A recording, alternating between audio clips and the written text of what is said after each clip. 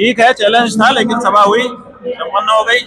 शंखनाद हमारा हो गया। गौ माता की प्रतिष्ठा का ध्वज हमने आरोपित किया। गौ माता यहाँ आई, उनकी पूजा हुई, सब कुछ हुआ।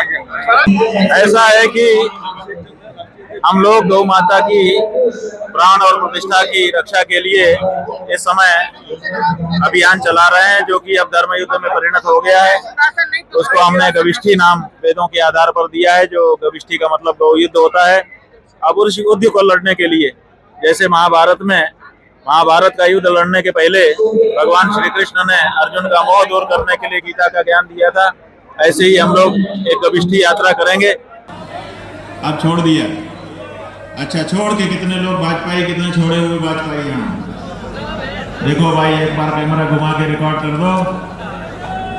कैमरा घुमा, हाथ नीचे मत करना, हाथ उठाए रहो। रिकॉर्ड में हम लेना चाहते हैं, हम रिकॉर्ड में लेना चाहते हैं। आप में से कितने लोग कांग्रेसी हैं, हाथ उठा दीजिए। उधर हैं कुछ लोग,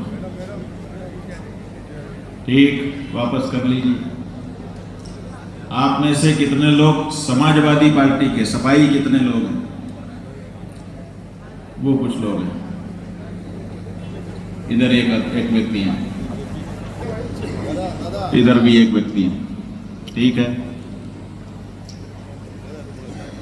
बसपाई कितने लोग हैं इसमें से?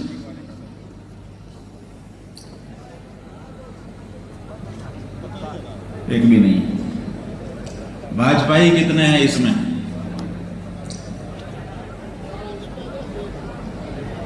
इधर हैं थोड़े से, इधर हैं एक का दुक्का। छोड़ दिया।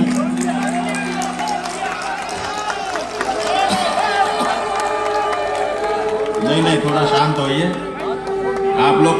आप लोग खुशी मना रहे हैं, हम इतनी जल्दी खुशी नहीं मनाते। अभी कुछ लोगों ने बताया, जब हमने पूछा कि इसमें भाजपाई कितने हैं, तो कुछ लोगों ने हाथ उठाया। बाद में कुछ लोग कह रहे हैं कि छोड़ दिया। मैंने छोड़ दिया तो हाथ क्यों उठाया? हाँ, पहले कट्टर भाजपाई थे, अब छोड़ दिया। अच्छा, छोड़ के कितने लोग भाजपाई, कितने छोड़े हुए भाजपाई यहाँ देखो भाई, एक बार कैमरा घुमा के रिकॉर्ड कर दो। कैमरा घुमा, हाथ नीचे मत करना, हाथ उठाए रहो। रिकॉर्ड में हम लेना चाहते हैं, हम रिकॉर्ड में लेना चाहते हैं, ठीक। अब नीचे कर दो। अभी हम लोगों ने देखा, ये परिस्थिति है। चैनल के लोग कई दिन से चला रहे हैं कि इनको तो कांग्रेसी और सपाई मदद कर रहे हैं, और जब हमने हाथ उठवाया तो गिनती के कांग्रेसी और सपाई निकले, सारे तो भाजपाई थे।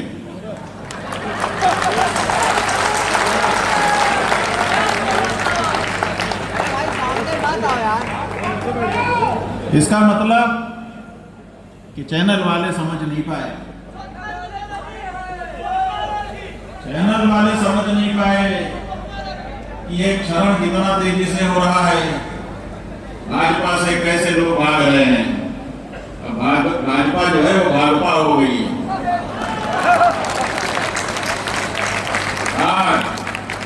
अब इस पार्टी से भागो, ये हमारे काम की नहीं है।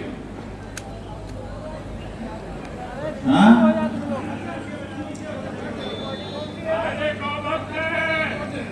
अब हम पूछना चाहते हैं कि ये पार्टी वाली बात तो खत्म हो गई, अपने को क्या लेना देना किसी पार्टी से। वो तो जब राजनीति की बात होगी तब बात करेंगे। हम लोग तो ये राजनीति की सभा ही नहीं है, अपनी तो धर्म की सभा है और धार्मिक बात अपने को करना है। अब हम पूछना चाहते हैं कि इसमें से गौभक्त कौन कौन से?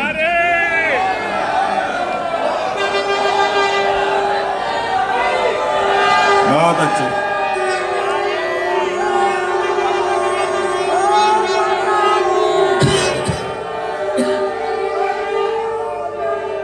सही, वापस कर लो, वापस कर लो। मान गए।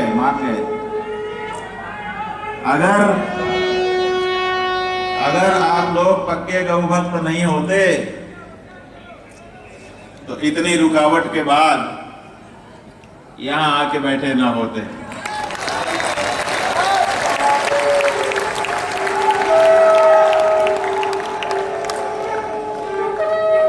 बंधुओं,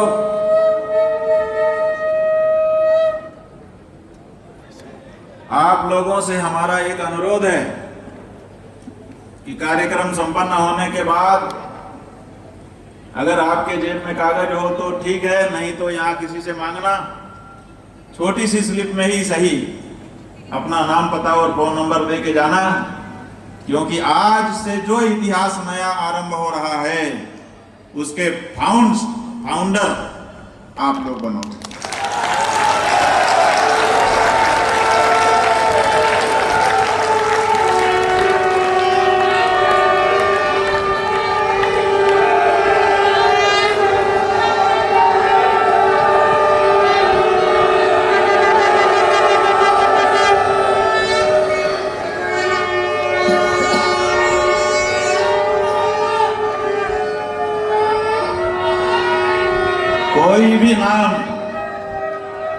कोई भी नाम छूट जाएगा तो इतिहास पूरा नहीं होगा। इसलिए आप लोग ये जरूर कर दीजिएगा, ये मत सोचिए कि संख्या कितनी है। कुछ चैनल वाले सवेरे 10 बजे से ही खाली कुर्सियां दिखा रहे हैं, जब कार्यक्रम 2 बजे से है तो सवेरे 10 बजे खाली कुर्सियां दिखाने का क्या मतलब है?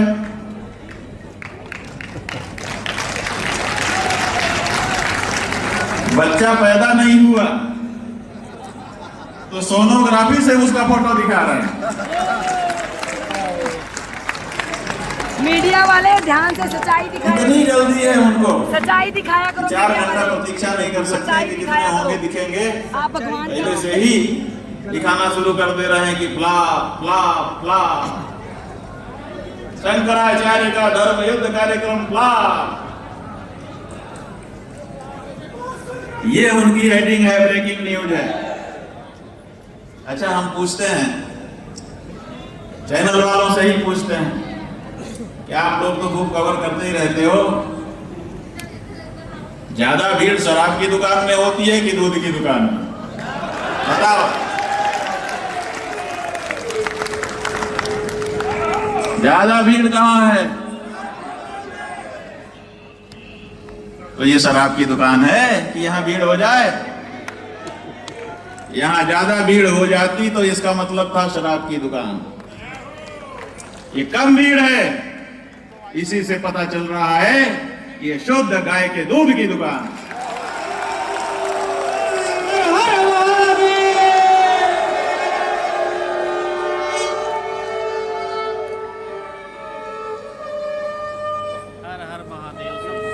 जब महाभारत का युद्ध पूरा हो गया तो बहुत सारी बातों पे विचार हो रहा था कि ये क्यों हुआ, वो क्यों हुआ, ये क्यों हुआ, वो क्यों हुआ।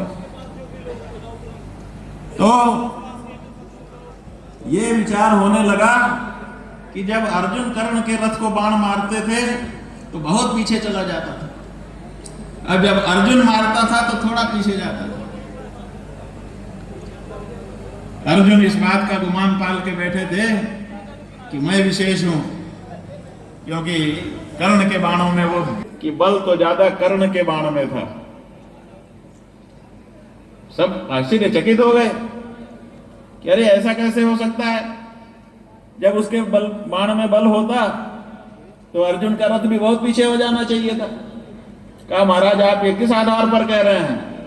तो भगवान ने कहा आधार ये है कि कर्ण के रथ को जब अर्जुन बाण मारते थे तो कर्ण का रथ बहुत पीछे चला जाता था, बिल्कुल सही है। लेकिन जब कर्ण अर्जुन के रथ पे बाण मारता था तो अर्जुन का रथ थोड़ा पीछे हो जाता था, जबकि पूरे विश्व का भार लेकर के हम बैठे थे और हनुमान जी जो अपने शरीर को भारवान बना लेने की अष्ट सिद्धि वाले हैं वो उनके ध्वज पर बैठे थे। उसके बाद भी कर्ण के बाण से अगर थोड़ा सा इनका रथ पीछे हो जाता था तो समझिए कि उसके बाण में कितना बल रहा हो। ये जो सभा आज हो रही है, ये जो शंखनाद कार्यक्रम आपका आज यहां हो रहा है, ये उत्तर प्रदेश के मुख्यमंत्री जी के पूरा बल लगा देने के बाद का शंखनाद कार्यक्रम है।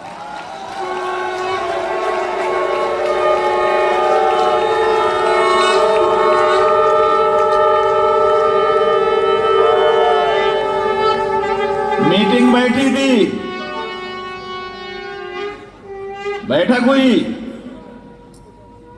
कि इनको तो काशी के मठ में ही घेर लो, निकलने ना पाए, लेकिन आप लोग निकल गए। फिर मीटिंग बैठी कि निकल चुके अब, कहा इनको रास्ते में ही रोक दो, लेकिन रोक नहीं पाए।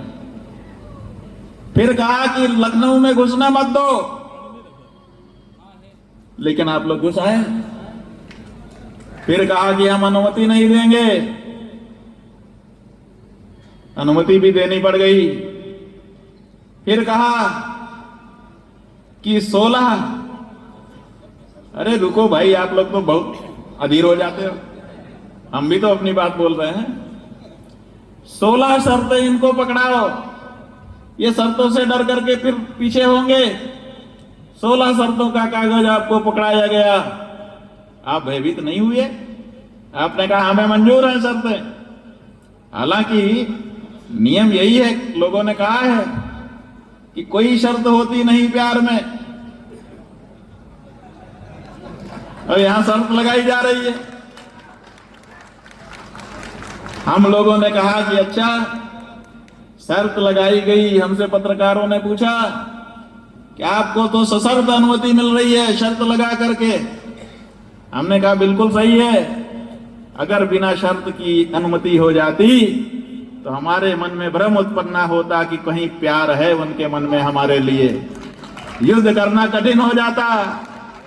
अब उन्होंने शर्त लगा दी, प्रमाण दे दिया कि हमारे मन में तुम्हारे लिए कोई प्यार नहीं है।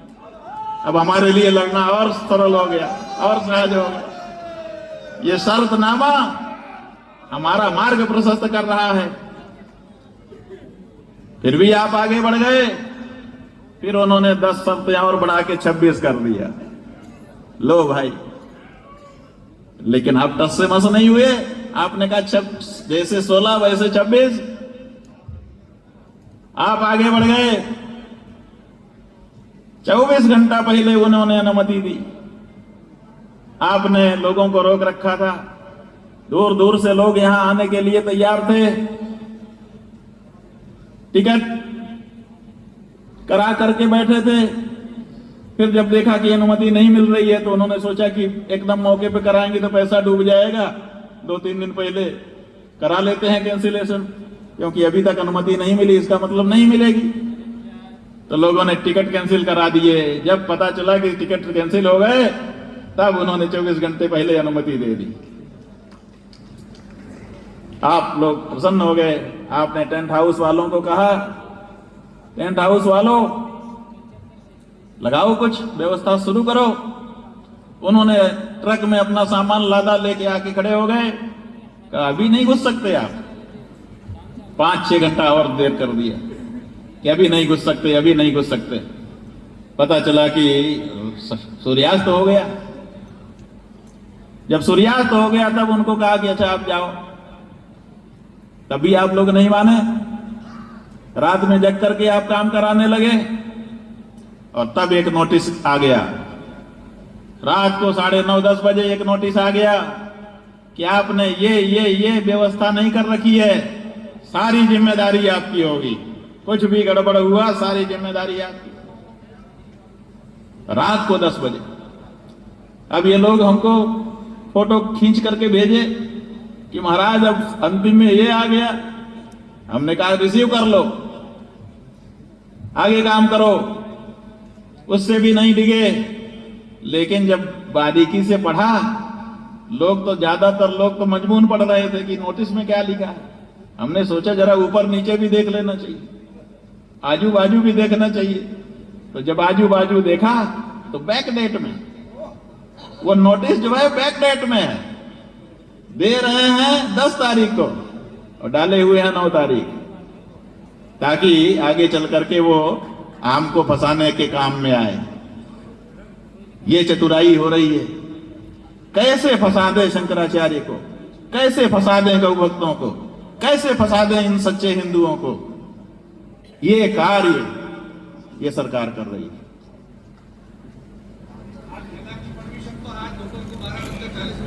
हाँ,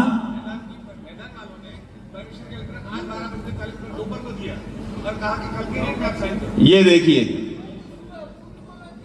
आज ये जो मैदान है, जिस मैदान में इस समय हम बैठे हैं, 2 बजे से हमारा कार्यक्रम था। 4,64,000 रुपया जाने कितना दिन पहले ही इन्होंने जमा करवा लिया था मैदान वालों ने, लेकिन अनुमति आज 12:40 पर लेकर के आए और वो भी कागज बैक डेट का दिखा रहे थे और कह रहे थे हस्ताक्षर करो। आप समझ रहे हैं? इतनी बाधा के बाद इतने सारे गौभक्त जम करके बैठे हुए हो, क्या कमजोरी है तुम्हारी?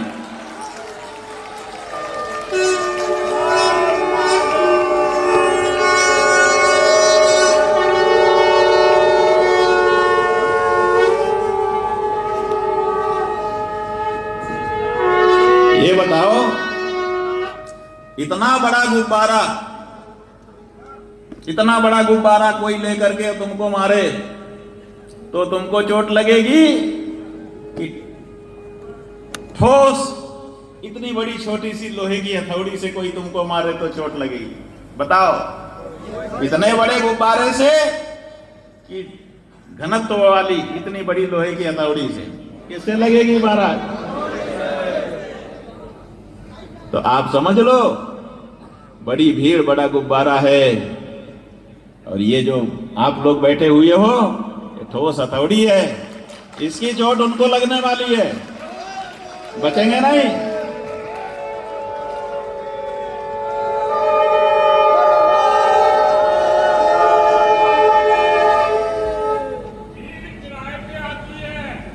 हाँ जी, बिल्कुल सही कह रहे हो। कौन नहीं जानता इस बात को कि मोहल्ले मोहल्ले, गली गली, गांव गांव बस लगानी पड़ती है, सूमो लगानी पड़ती है, ट्रैक्स लगाना पड़ता है, और तब जा करके घर घर में भैया चलो समय हो गया, और एक खाने का पैकेट, एक साड़ी, उसके अंदर कुछ रुपया, तो सब सीट पे रख दिया जाता है।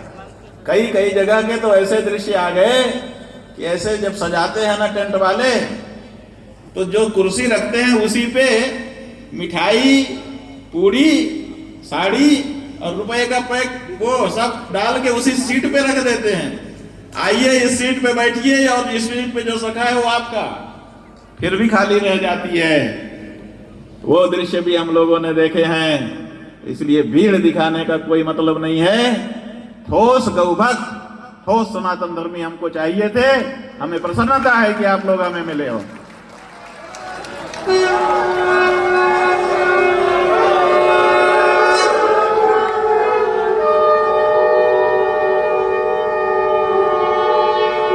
और सुनो, गंगोत्री से गंगा जी निकलती हैं, बहुत बड़ी धारा होती है उनकी धारा बड़ी नहीं होती है, गोमुख से निकलती है। लेकिन वो गोमुख की धारा जैसे जैसे आगे बढ़ती है, सहस्र धारा का रूप ले लेती है। आज ये मान्यवर कांशीराम के स्मृति स्थल से ये जो नया इतिहास आप लिखने जा रहे हैं, ये गंगोत्री की गंगा प्रकट हो रही है। आगे चल के सहस्र धारा बनेगी।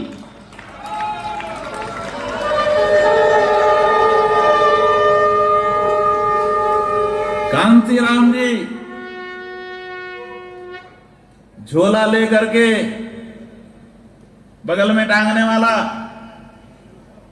पैडल मारते हुए साइकिल में गांव गांव गए थे। इतना बड़ा मंच शुरुआत में उनके पास नहीं था,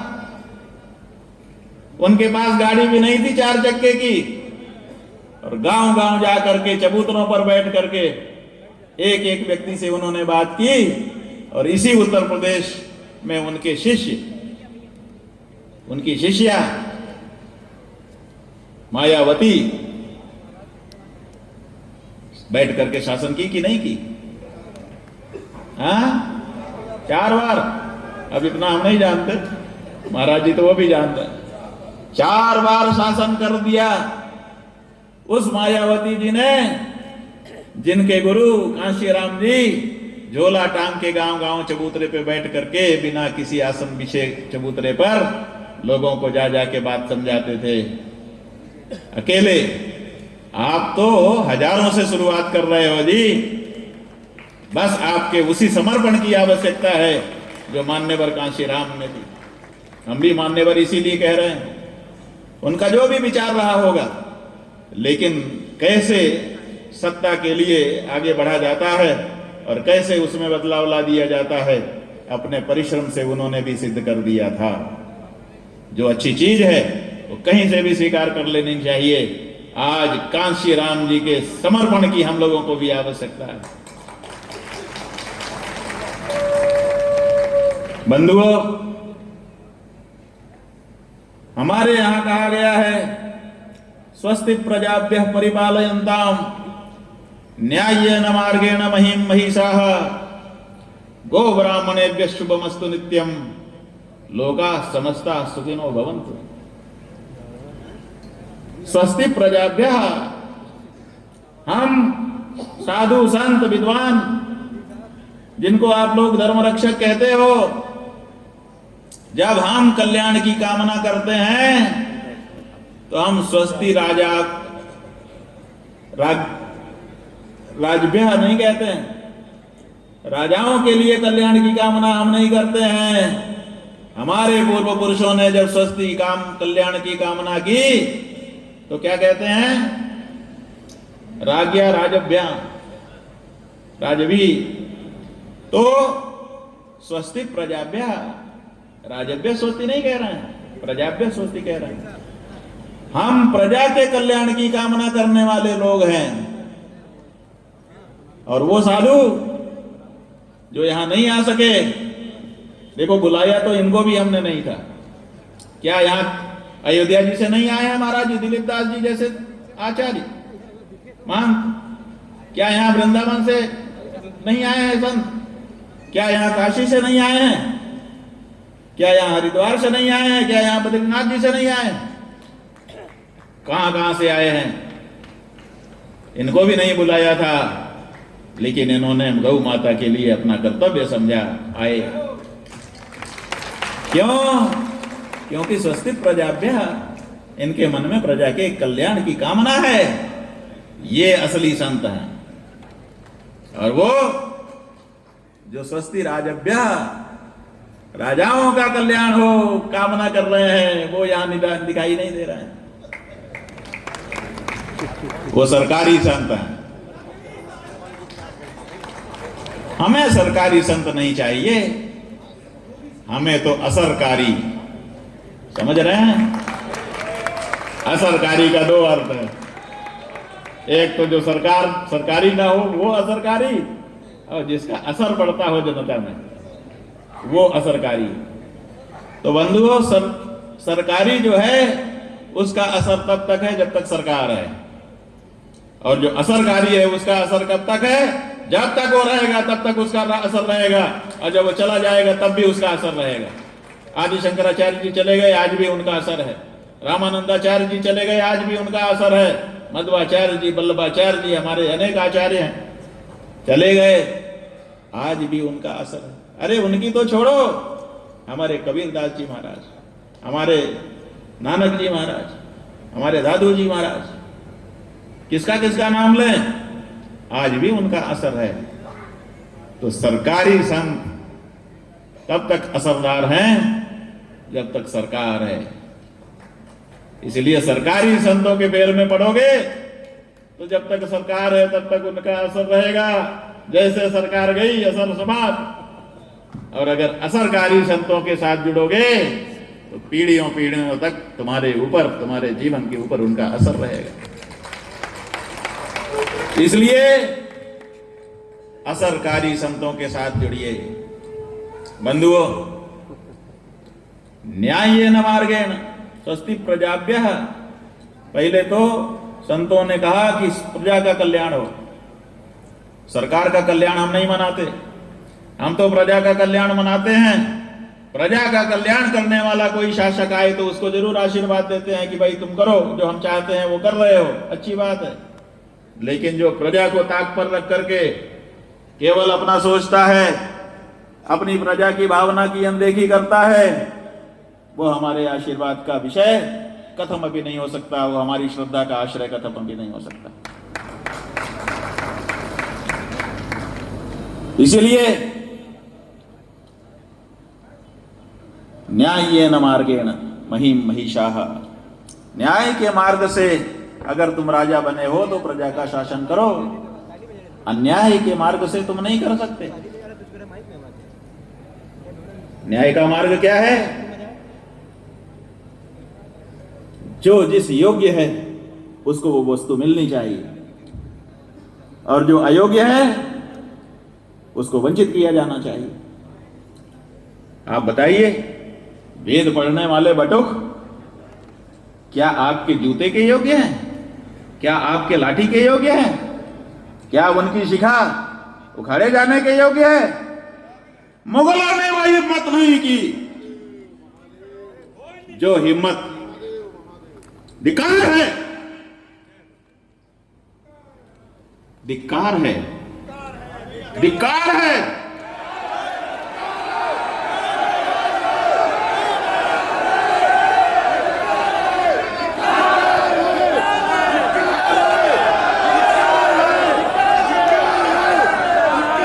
लजवा दिया, लजवा दिया अपने कुल खानदान को, लजवा दिया अपने पूरे उस समाज को, लजवा दिया अपने पंथ को। जो कर दिया है वो इतिहास में काले कलंक के रूप में सदा सदा के लिए दर्ज हो गया। लजवा दिया इस व्यक्ति ने।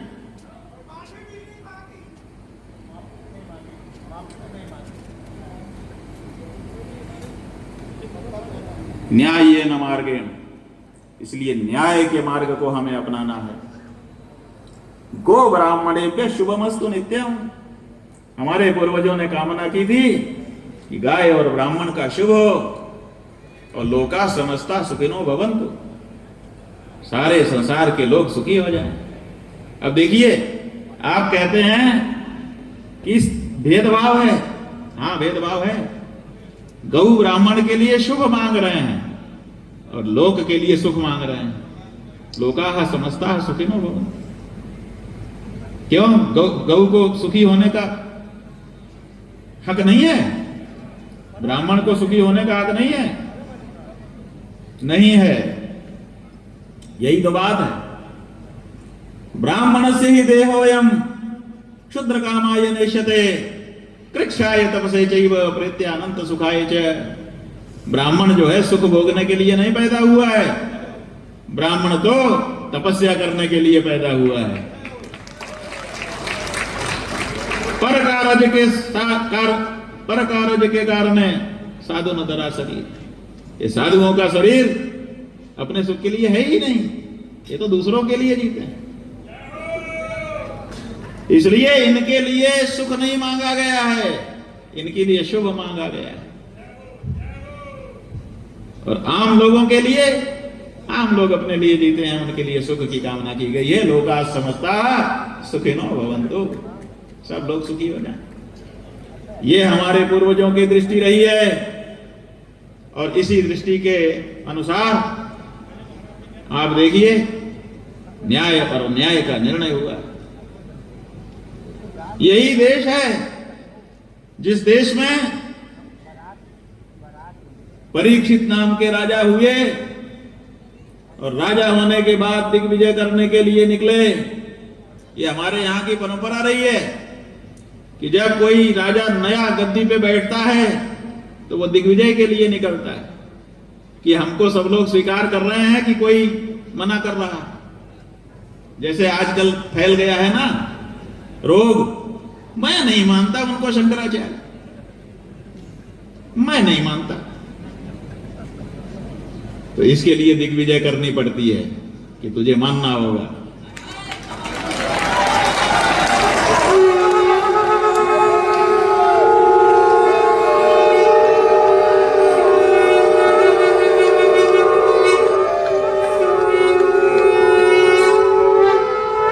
शंकराचार्य सनातन धर्म की सुप्रीम कोर्ट है।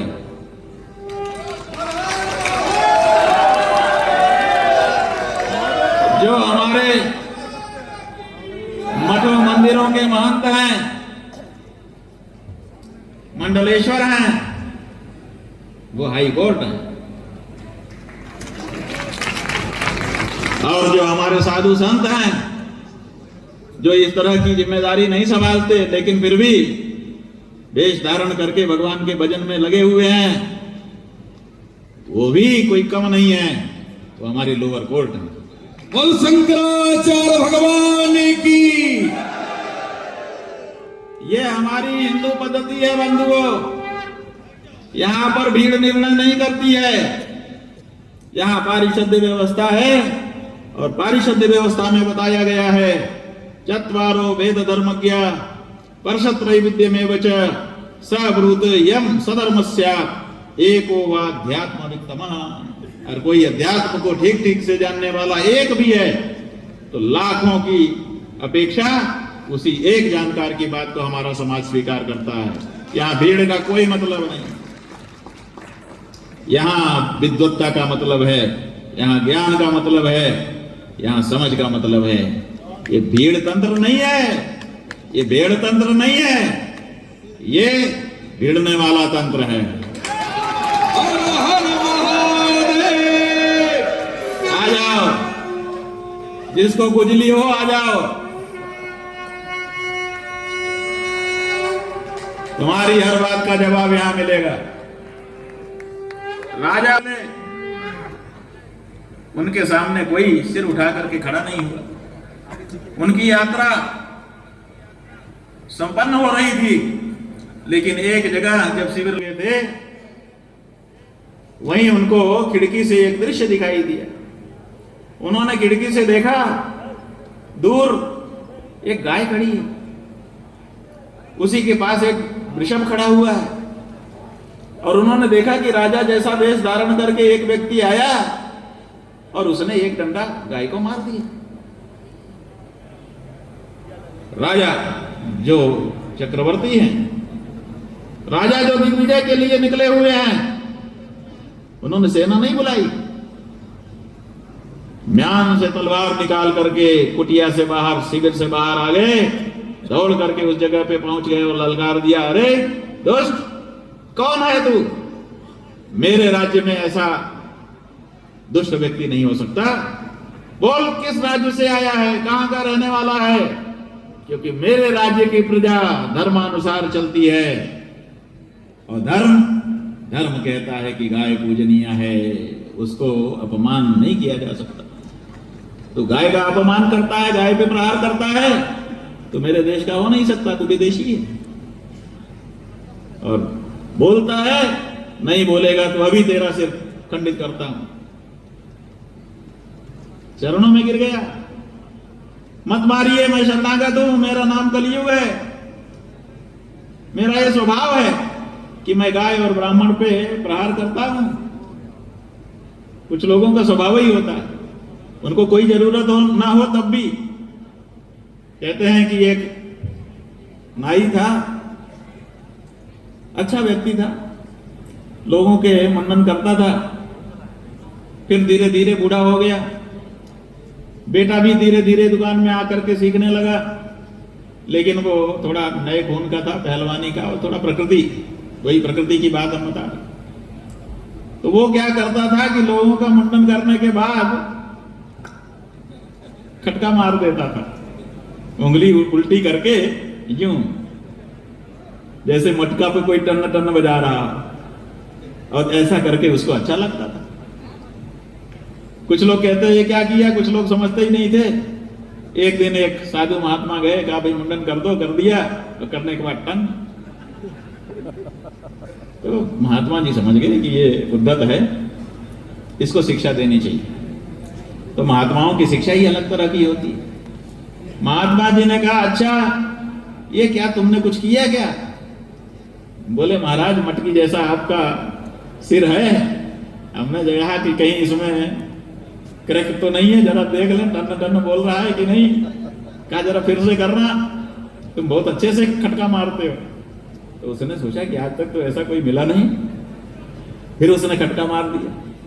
महात्मा जी ने 1 रुपया कलदार, अभी जैसे हमारे वो कहाँ गए पेशवा साहब, पेशवा साहब ने अगर में कैसा सिक्का मिलता था, ऐसे कलदार सिक्का उस समय मिलता था, निकाल के दिया।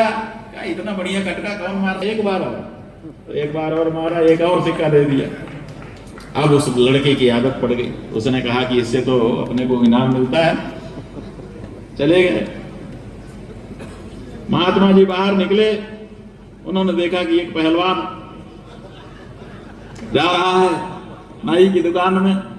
उन्होंने कहा ठीक है, थोड़ा चबूतरे पे बैठ के आनंद ले ही लेता हूं। बैठ गए, अब उसने नाई के बेटे ने मुंडन किया, और उसको तो एक आदत पड़ गई थी, खटका मार देंगे तो सिक्का मिलेगा इनाम।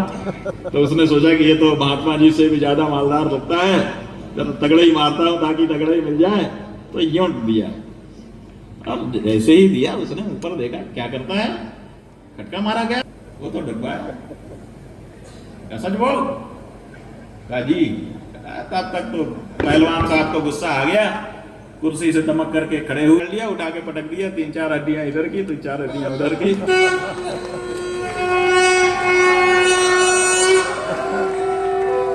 समझ रहे हैं ना?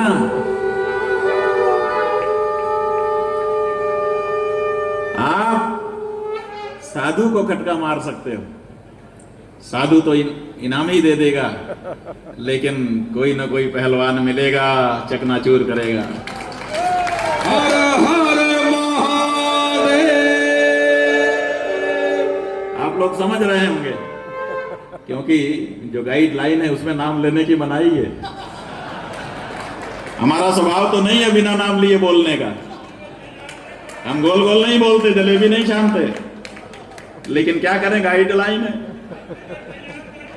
तो इसलिए गाइडलाइन के कारण नाम नहीं बोल सकते। तो आप लोग समझ लेना। और शंकराचार्य भगवान की। तो बंधुओं,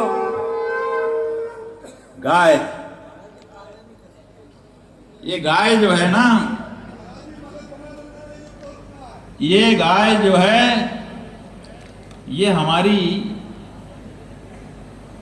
आत्मा है, इसके बिना हमारा अस्तित्व नहीं रहेगा। अगर ये समाप्त हो गई तो हम समाप्त हो जाएंगे, दैवी संस्कृति समाप्त हो जाएगी। और इसीलिए आज से नहीं, जाने कब से, जब से सृष्टि बनी है, गाय पे प्रहार हो रहा है। जब देखो कोई ना कोई गाय पे प्रहार करता है, गाय को नष्ट करने की कोशिश करता है। घोर अनीति निशाचर करही, सीधहि विप्रधेनु सुरधरनी। निशाचरों का काम क्या है?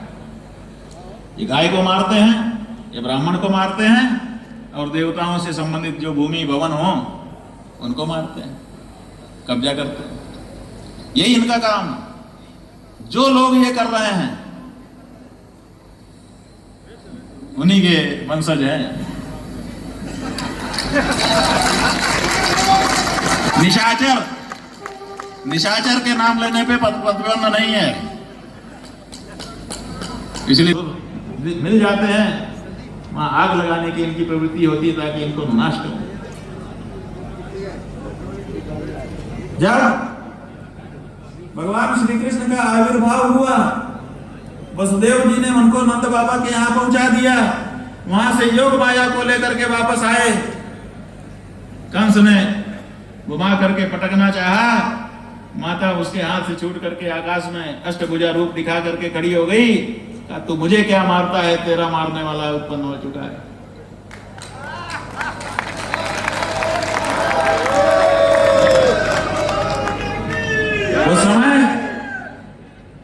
उस समय कंस ने मंत्रिमंडल की बैठक बुलाई है, भागवत जी में लिखा है। मंत्रियों से पूछा क्या करें। मंत्रियों ने अपनी अपनी सलाह देके कहा महाराज हमने अपनी सब सलाह दे दी, अब आप निर्णय कर दीजिए। तो निर्णय जहां गाय हो, जहां जहां यज्ञ हो रहा हो, वहां जाके विघ्न उत्पन्न करो। स्वभाव है, आसुर स्वभाव है, और राक्षसों का कोई अलग वंश नहीं होता है, ये किसी भी जगह उत्पन्न हो जाते हैं। भोज वंश, यदु वंश कोई सामान्य वंश नहीं था, एक से एक प्रतापी धर्मात्मा राजा हुए थे, उसी में तो पैदा हो गया। और ये भी नहीं है कि उनके वंश में कोई भगवत भक्त नहीं जन्मता है। हिरण्यकशिपु यहां प्रहलाद हो गया, हुआ कि नहीं हुआ? इसलिए कौन कहां उत्पन्न हो जाएगा कह नहीं सकते। कोई उनका टोला अलग बटा हुआ नहीं है, किसी भी टोले में असुर उत्पन्न हो सकते हैं। देवी भागवत में लिखा है कि निशाचरों ने अच्छे अच्छे घरों में जन्म ले लिया है, अच्छा अच्छा वेशभूषा धारण करके अपनी प्रवृत्ति को चला रहे हैं। इसलिए कोई अमुक खानदान में जन्मा है, कोई अमुक तरह का वेशभूषा धारण करता है, इतने से उसके ऊपर भरोसा मत करो। उसकी प्रवृत्ति देखो कि इसकी प्रवृत्ति दैवी है कि आसुरी है। दैवी प्रवृत्ति है तो उसका साथ करो, सहयोग करो, और आसुरी प्रवृत्ति है तो उससे बच के रहो, दूर रहो। इसलिए हमने कहा था कि 40 दिन के बाद हम आएंगे। जो कहा था किया कि नहीं किया? आए हैं, बैठे हैं। आप शर्तनामा दे रहे हो। हमसे पूछ रहे थे पत्रकार लोग सभी कि इतनी सारी शर्तें हैं, आप क्या कहना चाहेंगे? हमने कहा कि हिरण्यकशिपु ने शर्त लगाई थी ब्रह्मा जी के सामने, कहा कि हम अमर हो जाएं। वो क्या अमर तो नहीं हो सकते, कहा शर्त है। जैसे ये कह रहे थे सभा मत करो, हमने कहा नहीं वो तो होगी, कहा शर्त है। क्या शर्त है? कहा कि हम अंदर ना मरे, हम बाहर ना मरे, हम ऊपर ना मरे, हम नीचे ना मरे, हम शस्त्र से ना मरे, अस्त्र से ना मरे, हम दिन में ना मरे, हम रात में ना मरे। तरह तरह की शर्त लगा दी। इतनी सारी शर्तों के होने के बाद भी मरा कि नहीं मरा? इसी तरह से 36 शर्त के बाद भी रोक है, अपने लोग ज्यादा नहीं बोल सकते। और शंकराचार्य भगवान की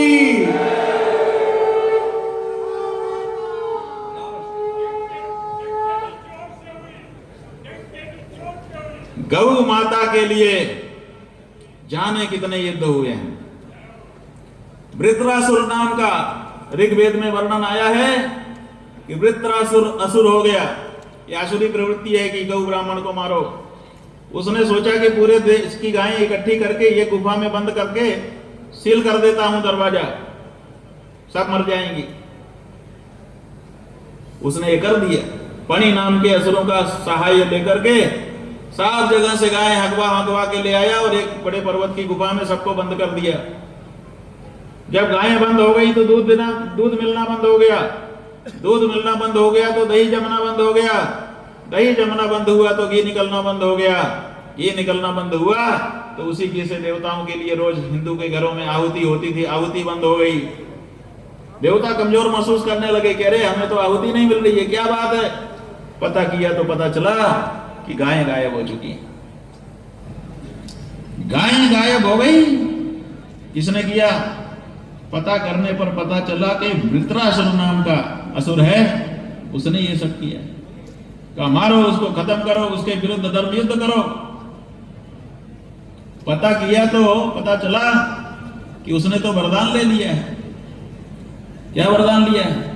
वरदान ये ले लिया है कि ऐसी कोई धातु हो जो सर्वथा शुद्ध हो, जिसमें अशुद्धि का लेश मात्र न हो, उस धातु से अगर शस्त्र हो उससे वो मारा जाए। और धातुओं का नियम है बंधु, चाहे सोना हो, चाहे चांदी हो, चाहे तांबा पीतल कांसा हो, इसमें खोट मिलानी पड़ती है तब शस्त्रास्त्र बनता है, नहीं तो बनी नहीं पाता। धातु में कठोरता मिलावट के बिना नहीं आती है। तो अब कोई भी हथियार बनाओ, उस हथियार में खोट मिलाना पड़ता था और उसने वरदान मांग लिया कि सर्वथा शुद्ध होना चाहिए। अब विद्वानों की मंडली बैठी, ये विद्वान ऐसे नहीं पूजे जाते हैं। जब कठिन कठिन सवाल आते हैं तब उसमें से ये रास्ता निकालते हैं। जब बड़े बड़े शर्मनाम में नामा आते हैं तब उसके अंदर से रास्ता निकालने वाले ये हमारे विद्वान हैं, हमारे संत हैं। इन्होंने रास्ता निकाला। इन्होंने कहा कि अगर हड्डी जो है वो भी धातु है, शरीर के अंदर भी 7 धातु होते हैं, रस रक्त आदि, उसमें अस्थि भी एक धातु है। और अगर कोई व्यक्ति जन्म से लेकर के जब तक वो जीवित है प्रतिदिन गव्य का सेवन करे तो उसकी हड्डी में दोष नाम मात्र का भी नहीं आता। हमारे यहां पंचगव्य प्राशन का नियम है, यत्वगस्तिगतम पापम देहे तिष्ठति मामके प्राशनात् पंचगव्यस्य दहत्यग्निरिवेन्दनम। जैसे आग ईंधन को जला करके समाप्त कर देती है, ऐसे ही अगर कोई पंचगव्य का प्राशन करे तो कोई दोष पाप उसके हड्डी तक में घुस गया है, खूब अंदर तक, वो भी बाहर निकल करके आ जाता है। इसीलिए आयुर्वेद शास्त्र में लिखा है कि हर हिंदू को जो दोषी पापी नहीं होना चाहता, भोजन में रोज कम से कम 1 चम्मच ही सही गाय का घी उसको खा लेना चाहिए। वो गाय का घी जब तक नहीं पचता है तब तक उसके शरीर में पाप नहीं घुस सकता। अभी भी हमारे घरों में नियम है कि जब भोजन परोसा जाता है तो 1 चम्मच मां डाल देती है। वो इसलिए नहीं डालती है कि ताकत आ जाएगी, वो इसलिए आ जाती है कि कहीं दोष पाप ना आ जाए मेरे बेटे बेटी में।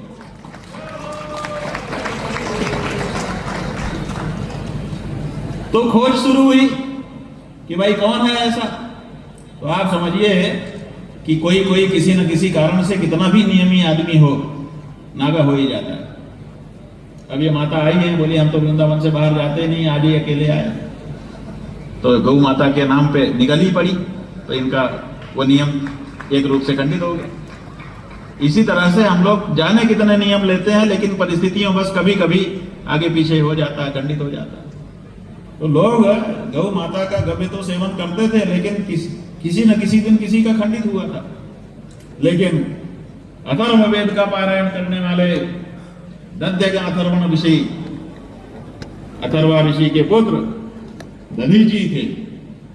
वो नैमिषारण्य में गोमती नदी के किनारे निवास करते थे। ये गोमती नदी जो है ना, ये गोमती माने गाय वाली नदी है। जैसे रूपमती माने रूप वाली, ऐसे ही गोमती माने गाय वाली। ये गाय वाली नदी है। ये जो लखनऊ है गाय वाली नदी के किनारे बसा हुआ है, इसीलिए हम लोग यहाँ पे गाय की चर्चा करने के लिए इकट्ठा हुए। गोमती नदी के किनारे नैमिषारण्य के पास दधीची ऋषि रह रहे थे। लोगों ने बताया कि उनका पक्का नियम है, उनके पिताजी के समय से एक दिन भी नागा नहीं करके उन्होंने गव्य का सेवन किया है। अगर वो अपनी हड्डियां देने को तैयार हो जाएं तो उससे वृत्रासुर को मारा जा सकता है। तो इंद्र उनके पास गए, प्रार्थना की। उन्होंने कहा कि गाय के लिए अगर कोई जीवन दे देता है तो उसका जीवन सफल माना जाता है। वैसे प्राण के परित्याग को अच्छा नहीं माना जाता है, आत्महत्या माना जाता है। लेकिन अगर गाय के लिए, ब्राह्मण के लिए कोई जीवन दे दे तो उसको देवत्व की प्राप्ति होती है। गौ माता के लिए मेरा शरीर समर्पित है, लेकिन गाय ही आए हड्डी लेने के लिए, मेरी भी ये शर्त है, उन्होंने कहा। और तब सुरभि गौ माता आई, आकर के उनके शरीर को चाटा, और उनकी चाटने से जो मांस था वो अलग हो गया, हड्डियां सामने दिखाई देने लगी। और उस हड्डी का संचय करके इंद्र ने वज्र बनाया, और उसका प्रहार जब वृत्रासुर पे किया तो वृत्रासुर मारा गया। और गुफा का दरवाजा खोल दिया गया। ऋग्वेद में लिखा हुआ है प्रथम मंडल में कि जब वो दरवाजा खुला तो गाय ऐसे बाहर निकली जैसे कोई बहुत बड़े बांध का फाटक टूट जाए तो पानी कैसे निकल करके भागता है, ऐसे रमाते हुए सारी गौएं बाहर निकल करके आ गई। बोल गौ माता की। इसलिए गाय के लिए लोगों ने प्राण दिए हैं, गाय के लिए लोगों ने अपना संसाधन दिया है, गाय के लिए हमारा पूरा का पूरा सनातनी समाज सदा से समर्पित रहा है। जाने कितने युद्ध हुए, विश्वामित्र वशिष्ठ जी का गाय के लिए युद्ध हुआ, कार्तवीर्यार्जुन और परशुराम जी। परशुराम जी ने 21 बार क्षत्रियों का संहार क्यों किया? गाय के लिए किया। उन्होंने कहा कि मैं अपने हाथ में परशु इसलिए लेके चल रहा हूं ताकि मैं गौ रक्षा कर सकूं। परशुराम जी के हाथ में जो परशु है वो गौ माता की रक्षा के लिए उन्होंने धारण किया। लिखा हुआ है गवाम दुखम असहमानो भार्गव शत्रुतापनः चकार निक्षत्रियाम पृथ्वीम सप्तकृत्वो महामनाः। गवाम दुखम अपाकर्तुम शास्त्रम जग्राह भार्गव। गायों का दुख दूर करने के लिए उन्होंने अपने हाथ में शस्त्र धारण किया। गायों का दुख हमारे पूर्वजों ने कभी नहीं देखा। हनुमान जी महाराज वो भी गौ भक्त हैं, गौ रक्षक हैं। आनंद रामायण में कथा आई है, हमने पढ़ा कि जब महिरावण अहिरावण रावण का सहयोग करने के लिए विभीषण का वेश धारण करके धोखा दे करके राम और लक्ष्मण जी को पातालपुरी में लेके चले गए, तो रावण जी को हनुमान जी को पता चला। तो हनुमान जी पातालपुरी में पहुंच गए और जब पातालपुरी में गए तो उन्होंने क्या देखा? तत्र दृष्टा ही गावो वै बहुलाः कपिलास्तथा बद्धाश्चा धर्म विस्तत्र बधार्थम पाप कर्म भी। वहां पर उन्होंने देखा कि हजारों गायें हत्या करने के लिए बांधी गई हैं। जैसे ही हनुमान जी ने यह दृश्य देखा तत्काल वो युद्ध निरत हो गए। अहिरावण महिरावण को मार दिया और मार करके बंधनम छेदयामास गवाम मारुति नंदनः। गायों का बंधन खोल दिया। गायों के बंधन से मुक्त करना बहुत बड़ा पुण्य माना जाता है। भगवान शंकराचार्य जी ने सूर्य प्रातः स्मरण लिखा है, उसमें सूर्य भगवान का एक नाम उन्होंने लिखा, बड़ा मार्मिक है। कहते हैं गो कंठ बंधन विमोचन आदिदेव। आप गायों के कंठ में जो बंधन है उसका विमोचन करने वाले हैं। सवेरा होते ही लोग गाय का कंठन खोल के उसको फ्री कर देते हैं। क्या बात है भैया? अच्छा, ये जरूरी काम था आपका, ये बहुत जरूरी बात थी, इसीलिए डिस्टर्ब किया। ऐसे भी लोग हैं अपने ही समाज में, क्या करोगे? तो हनुमान जी ने गाय की रक्षा की। इसी तरह से जाने कितने उपाख्यान अपने शास्त्रों में पड़े हुए हैं। गाय की रक्षा, गाय की रक्षा, गाय के लिए सब युद्ध हुए हैं। इसलिए गाय की रक्षा कोई सामान्य बात नहीं है।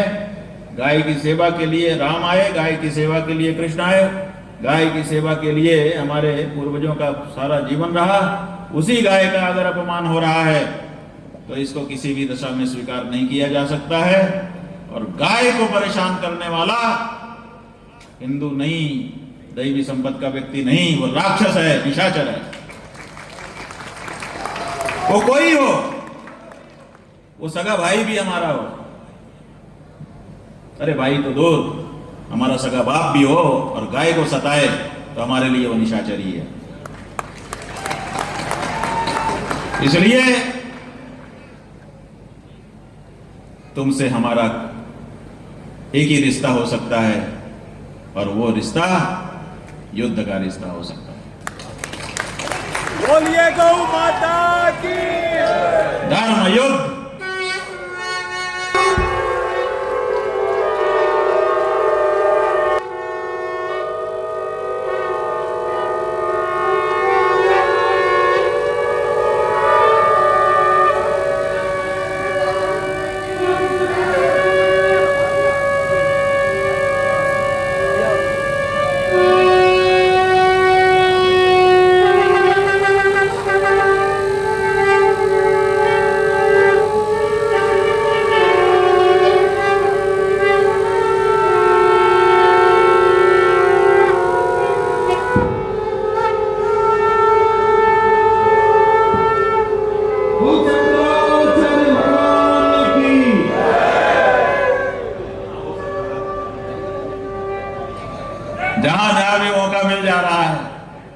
थोड़ा थोड़ा अपना मन निकाल ले रहे हैं, कोई बात नहीं, लेकिन विरत नहीं कर पाएंगे।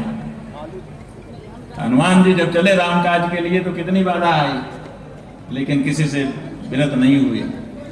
इसलिए हम लोगों को गौ माता का कार्य करने के लिए आगे बढ़ना ही है और युद्ध करना ही है। हम काशी से चले तो हमने शिवाजी महाराज की जयंती मनाई। क्यों मनाई?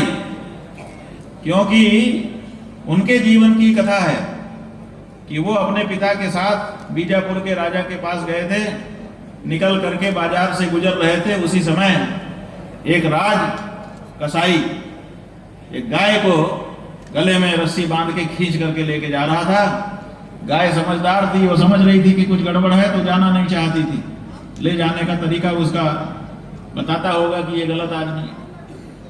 गाय जो है वो खुर को बार बार फंसाती थी धरती में कि मुझे जाना ना पड़े, और वो घसीट रहा था। दोनों तरफ बाजार लगा हुआ था, दुकानों में हिंदू बैठे हुए थे। सबको खराब लग रहा था ये दृश्य देख करके, लेकिन कोई हिम्मत नहीं कर पा रहा था बोलने की। क्यों? क्योंकि राजा का आदमी है, हम कैसे बोल रहे। शिवाजी के पिताजी भी उनके साथ थे, वो भी नहीं बोल पाए। बच्चे का मुंह उन्होंने पकड़ करके एक तरफ करना चाहा कि बच्चा उस दृश्य को ना देखे। शिवाजी ने कहा, पिताजी मेरी आंख इधर क्यों आप कर रहे हैं, आंख के सामने हाथ क्यों लगा रहे हैं? उन्होंने कहा कुछ नहीं कुछ नहीं। लेकिन बच्चे ने झटक करके उधर देखा और देखा कि गौ माता को जबरदस्ती डंडा मारते हुए पकड़ करके लेके जा रहा है। उन्होंने विचार नहीं किया, उस दृश्य को सह नहीं पाए। तमक करके अपने पिता की उंगली छुड़ा करके आगे बढ़े। कमर में जो अभ्यास करने के लिए तलवार बांध रखी थी उसको निकाला और कहा कि छोड़, मेरी गौ माता को क्यों अत्याचार कर रहा है। वो तो राजा का व्यक्ति था, वो काहे को मानता। उसने दो बात सुनाई कि तू क्या है भट। शिवाजी ने आओ देखा न ताओ, तलवार का वार पहले तो रस्सी पर किया तो रस्सी कट गई, गौ माता तो भाग गई, सुरक्षित हो गई। और उसके बाद दूसरे हाथ से कृपाण उठा करके वो राज का कसाई वो शिवाजी के ऊपर प्रहार करने जा रहा था। शिवाजी ने अति लाघव से, जैसे लक्ष्मण जी ने किया था ना, लक्ष्मण ने अति लाघव सो का कानून पीन ताकि कर रावण का मनोचनौती थी। उसी तरह से शिवाजी महाराज ने कहीं कहीं लिखा है कि उसका जिस हाथ में खड्ग लिया था वो हाथ काट दिया, और किसी किसी जगह इतिहास में लिखा था कि गला ही काट दिया।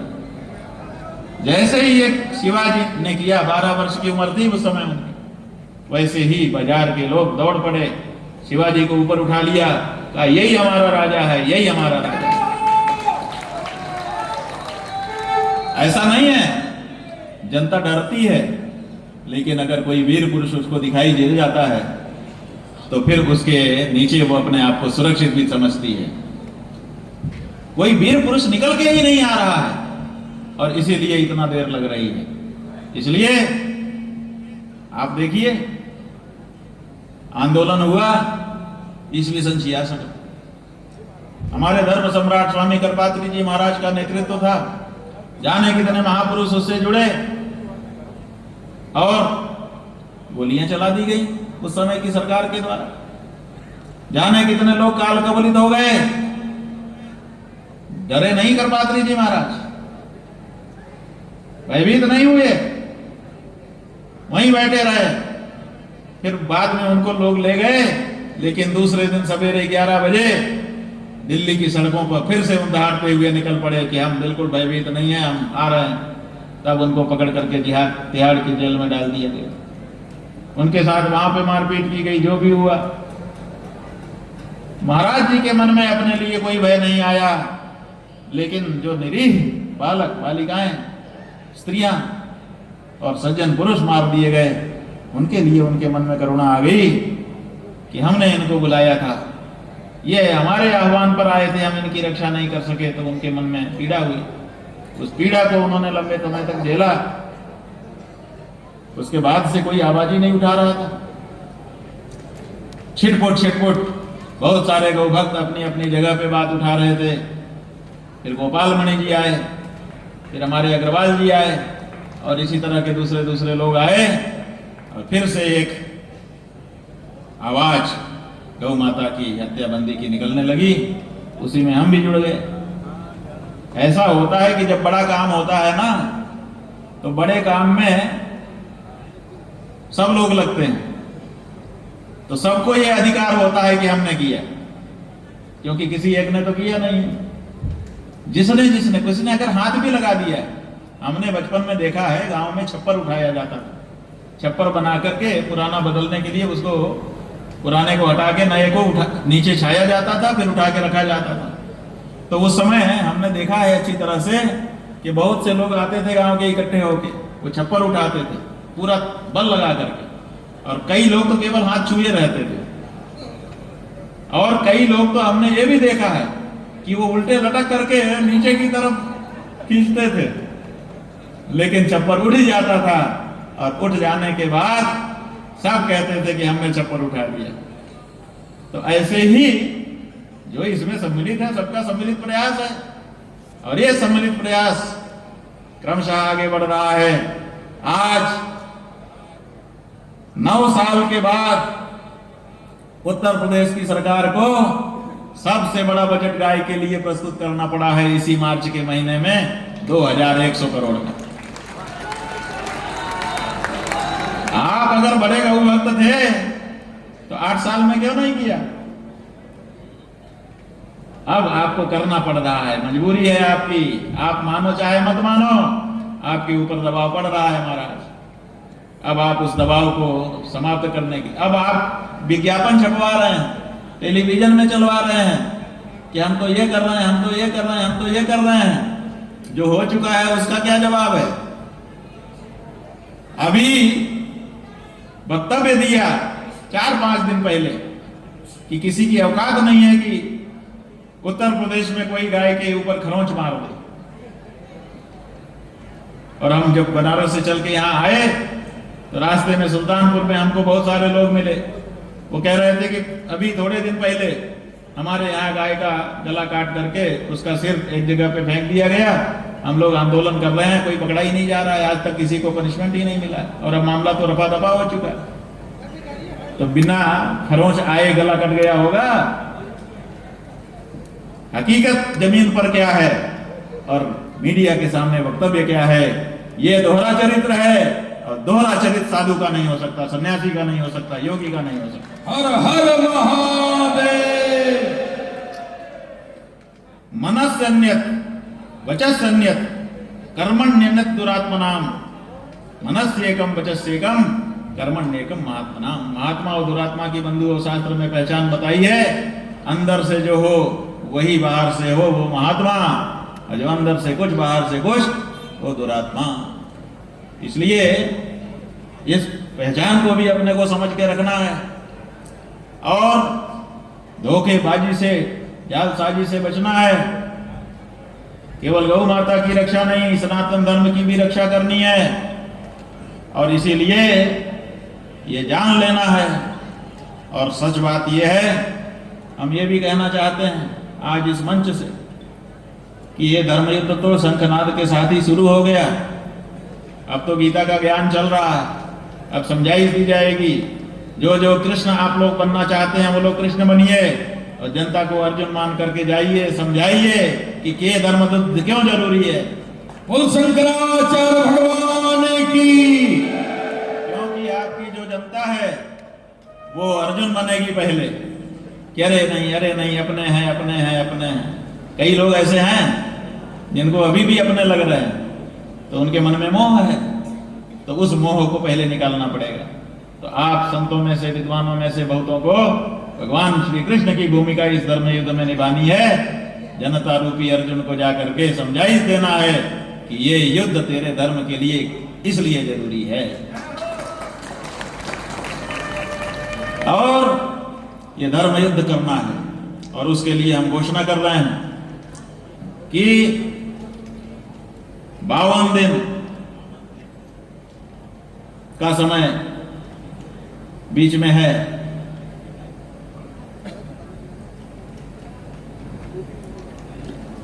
इस 52 दिन में गीता का ज्ञान चले, उसके बाद हम लोग 81 दिन की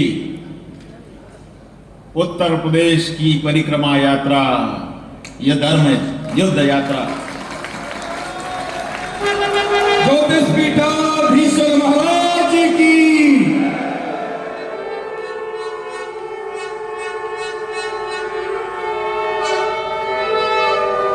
गविष्ठी, सुन लीजिए ठीक से, आप लोगों के लिए नया शब्द हो सकता है, वैदिक शब्द है गविष्ठी।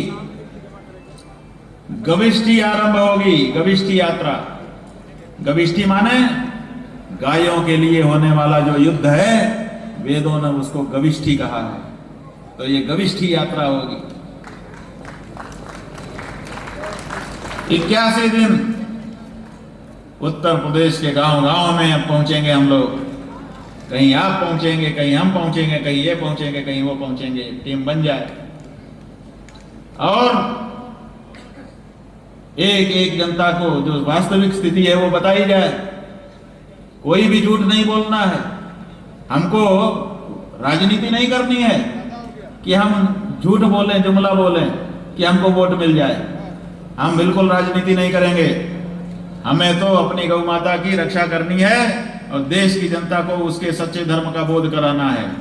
इसलिए हम जो सच बात होगी, तथ्य की बात होगी, प्रमाण के सहित जनता के सामने रखेंगे और उससे हमको कोई रोक नहीं सकता। ये गविष्ठी यात्रा 3 मई से शुरू होकर के 23 जुलाई तक चलेगी। ठीक है। हर हर महादेव।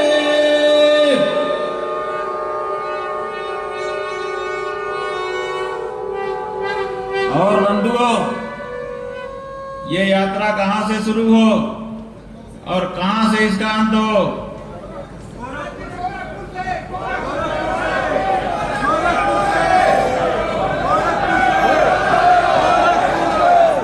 कहां से कह रहे हैं?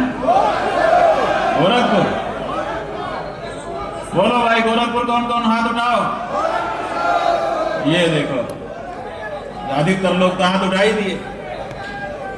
ठीक है, गोरखपुर इसलिए ठीक है, एकदम सही सा प्रस्ताव है, क्योंकि गोरक्ष गाय की रक्षा के नाम पर बना हुआ पुर है और अपने तो गाय रक्षा के लिए ही गविष्ठी यात्रा निकाल रहे हैं।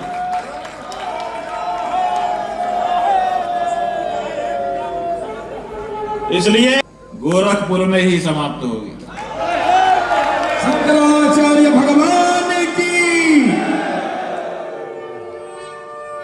परिक्रमा यात्रा है। परिक्रमा का नियम है, जहां से शुरू होती है वहीं पूरा करना पड़ता है। इसलिए इसमें हमने पूछा नहीं, घोषणा कर दी, क्योंकि जहां से शुरू करेंगे वहीं पूरा करना ही पड़ेगा। और 24 जुलाई को हम लोग फिर यहाँ इकट्ठा होंगे।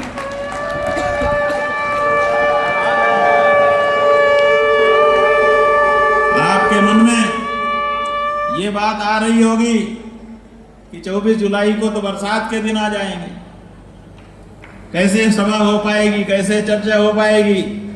तो हम अभी से उसका भी निराकरण बताए देते हैं कि बरसाती पहन करके सब लोग यही मैदान में खड़े होंगे, लेकिन सभा होगी। ज्योतिषपीठाधीश्वर भगवान की।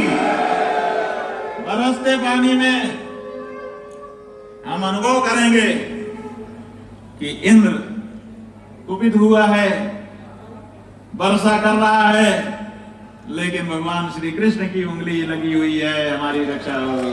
कृष्ण कन्हैया लाल की। और बंधुओं, उस समय फिर से गिनती हो जाएगी अपनी कि हम कितने बढ़े और कितने घटे। आप लोगों में से 24 जुलाई को यहां कौन आ रहा है? हाथ उठा के बता दो। देखो, हाथ नीचे कर लो। ये राजनीति का मंच नहीं है कि हाथ उठा दो। सचमुच अगर आना हो पक्का, तभी हाथ उठाओ, नहीं तो कोई जरूरी नहीं है। कौन कौन आ रहा है? हाथ उठाओ। ठीक है, 24 जुलाई को हम लोग फिर से यहाँ इकट्ठा हो रहे हैं। आचार्य हैं, हमारा काम जो परंपरा से है वो ये है कि अगर राजा गलत दिशा में जाए तो उसका कान पकड़ के सही रास्ता कर दे। शंकराचार्य भगवान की। इसीलिए जनता हमको महाराज कह के पुकारती है। कोई भी हमारे गांव का भी व्यक्ति संन्यास लेके आता है, कहते हैं क्या नाम हुआ, बोलता है कि कमलेश्वरानंद, तो कहते हैं कमलेश्वरानंद महाराज आ रहे हैं। उमा प्रियानंद, कहते हैं उमा प्रियानंद महाराज आ रहे हैं। जनता हमको महाराज कह लेती है। क्यों कहती है? इसलिए कहती है कि वो जानती है कि अब ये राजा अगर गड़बड़ी करेगा तो ये बोलेगा, मैं तो नहीं बोल सकता। जो सदगृहस्थ हैं उनको डर रहता है कि अगर हम बोलेंगे तो हमारी पत्नी को परेशानी कर देंगे, बच्चे को परेशानी कर देंगे, घर पे बुलडोजर चढ़ा देंगे, खेत पे कब्जा करवा देंगे, झूठा मुकदमा लगा देंगे। वो सोचते हैं कि जब राजा गड़बड़ी करेगा तो ये हमारे लिए लड़ेंगे, इनको कोई संकोच नहीं होगा। तो राजाओं के ऊपर नकेल कसने के लिए महात्माओं को हिंदू समाज ने पाला हुआ है। और हम निहंग हो करके, अभी देखिए हमारे निहंग भैया कहाँ है हमारा, बोले सो काम करके चले गए। ऐसा भी होता है, जो वीआईपी होते हैं वो काम के बाद निकल जाते हैं। खैर, तो हम निहंग हैं। क्यों निहंग हैं? इसीलिए कि जब राजा के सामने खड़ा होने की जरूरत पड़े तो हम अपनी चिंता न करें। अब समस्या ये है कि जैसे गृहस्थ अपने घर की चिंता करता है, अपने परिजनों की चिंता करता है, ऐसे ही अब कुछ साधु भी अपने मठ और मंदिर और अपने शिष्य की चिंता करने लगते हैं। अरे नहीं महाराज, इसके लिए नहीं है, आप घर गृहस्थी नहीं हो। मठ मंदिर जब तक है तब तक है, नहीं रहेगा तो भी आप साधु रहोगे। आप पेड़ के नीचे ज्यादा शोभायमान हो एयर कंडीशन मठ के बनिस्पत। इसलिए अपनी शोभा देखिए, गनर आपकी शोभा नहीं है, अहिंसा का दंड आपकी शोभा है। हर हर महादेव। ये विकृति भी साधुओं में आ रही है, इसीलिए हम दूसरी घोषणा कर रहे हैं। पहली घोषणा आपने समझ लिया, उत्तर प्रदेश के गांव गांव की गविष्ठी यात्रा, गविष्ठी माने गो युद्ध यात्रा। और दूसरी घोषणा यह है कि हमारे साधु समाज में विकृति आ रही। हमारे अखाड़े जो शंकराचार्य जी की सेना माने जाते हैं, उनके जो अध्यक्ष हैं, अखाड़ा परिषद के अध्यक्ष, उन्होंने खड़े होकर के वीडियो में कह दिया कि मैं शंकराचार्य के साथ नहीं हूं, मैं मुख्यमंत्री के साथ हूं। हमको भी चोट लगी। अरे आप साथ रहते, लेकिन लकीर खींच के साथ रहना, साथ कौन नहीं है, बहुत सारे लोग हैं, लेकिन लकीर खींच के साथ रहना एक अलग बात होती है। तो उन्होंने लकीर खींच दी, कह दिया अपने श्रीमुख से कि मैं शंकराचार्य के साथ नहीं, मैं तो मुख्यमंत्री के साथ हूं। तो सरकारी संत हो गए। सरकारी संतों से सनातन धर्म का भला होने वाला नहीं है। अब यह जरूर बात है कि वो अखाड़ा परिषद के अध्यक्ष हैं, लेकिन उन्होंने सब अखाड़ों से मंत्रणा करके वक्तव्य दिया है कि उनका अपना व्यक्तिगत वक्तव्य है, अभी ये साफ नहीं है। इसलिए अब हम उनसे सब अखाड़ों से चिट्ठी लिख करके पूछेंगे कि क्या आप उनके इस वक्तव्य में साथ हैं। अगर वो कहें कि साथ हैं तो उनका स्वागत करेंगे हम, क्योंकि हम यही चाहते हैं कि व्यक्ति जैसा भी हो कम से कम साफ तो रहे। इसलिए हमने उनकी बड़ी प्रशंसा की, रविंद्रपुरी जी महाराज की। हमने कहा कि कम से कम साफ साफ बोल तो रहा है, छुरी तो नहीं घोप रहा है हमारे पेट में कि हम आपके भी साथ हैं। कई लोग तो ऐसे भी हैं जो कहते हैं हम आपके भी साथ हैं और काम उधर भी करते दिखाई देते हैं। तो कम से कम साफ है, इसलिए हमको बड़ी प्रसन्नता होती है जब कोई स्पष्ट होता है। लेकिन उन्होंने लाइन तो खींची थी, तो इसलिए हमने सोचा कि जब अखाड़े हमारे से लाइन खींच करके प्रतिपक्ष में जा रहे हैं, सरकारी दिशा पकड़ने जा रहे हैं, तब हमको अपनी सेना अलग करनी पड़ेगी। शंकराचार्य भगवान की। इसलिए हमने यह तय किया है कि अब एक शंकराचार्य चतुरंगिणी की स्थापना हम करेंगे।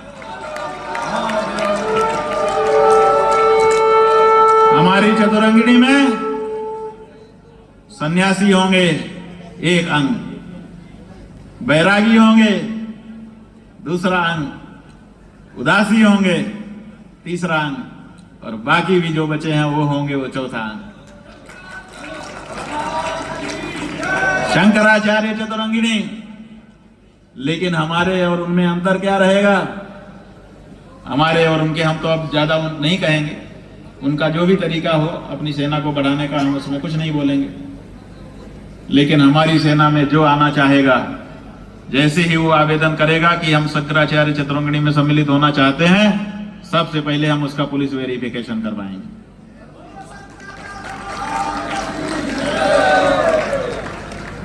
जैसे अभी रामभद्राचार्य जी का एक चेला आ गया, अब वो चेला बना है, तिलक पटाखा लगाया हुआ है और हिस्ट्री सीट निकल रही है, तो कल को हमारी चतुरंगिणी सेना का कोई व्यक्ति ऐसा ना निकल जाए, इसलिए हम प्रिकॉशन लेंगे और पहले उसका पुलिस वेरिफिकेशन कराएंगे और हरदम उसको सर्विलांस में रखेंगे, हरदम उसके ऊपर नजर रखेंगे कि कुछ गड़बड़ तो नहीं कर रहा है। गड़बड़ करेगा तो पूछताछ करेंगे, लेकिन अगर उसके ऊपर किसी ने आरोप लगाया तो हम उसकी तरफ से केस लड़ेंगे। हर हर महादेव। क्योंकि अभी जिस तरह से हमारे ऊपर झूठा आरोप लगा दिया गया, उसके बाद बहुत से महात्मा हमसे मिले, उन्होंने कहा कि महाराज जी जब आपको नहीं छोड़ रहे हैं तो हम क्या करें। हमारे मन में भी भय है, कोई भी झूठा आरोप लगा देगा, हमारा तो जीवन कलंकित हो जाएगा। हमको इस बात का अनुभव हुआ कि इनकी रक्षा के लिए कोई सबल शक्ति होनी चाहिए, तो हमने ये तय किया कि जो हमारी शंकराचार्य चतुरंगिणी में आएगा उसका वेरिफिकेशन हम कराएंगे, उसके चरित्र पे हम नजर रखेंगे, गड़बड़ी होगी समझा देंगे, मना कर देंगे, नहीं मानेगा तो 4 नोटिस देने के बाद अलग कर देंगे।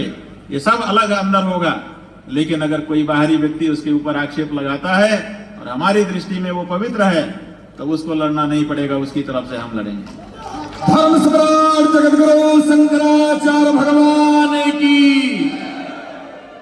बहुत से सच्चे साधुओं की भी ये मांग थी, उन्होंने हमसे कहा कि हमको बड़ी घुटन महसूस होती है। हमने कहा किस बात की? कहा कि हमारा ये जो समुदाय बन गया है इसमें अच्छे भी हैं और बुरे भी हैं, सब धान 22 पसेरी हो गया।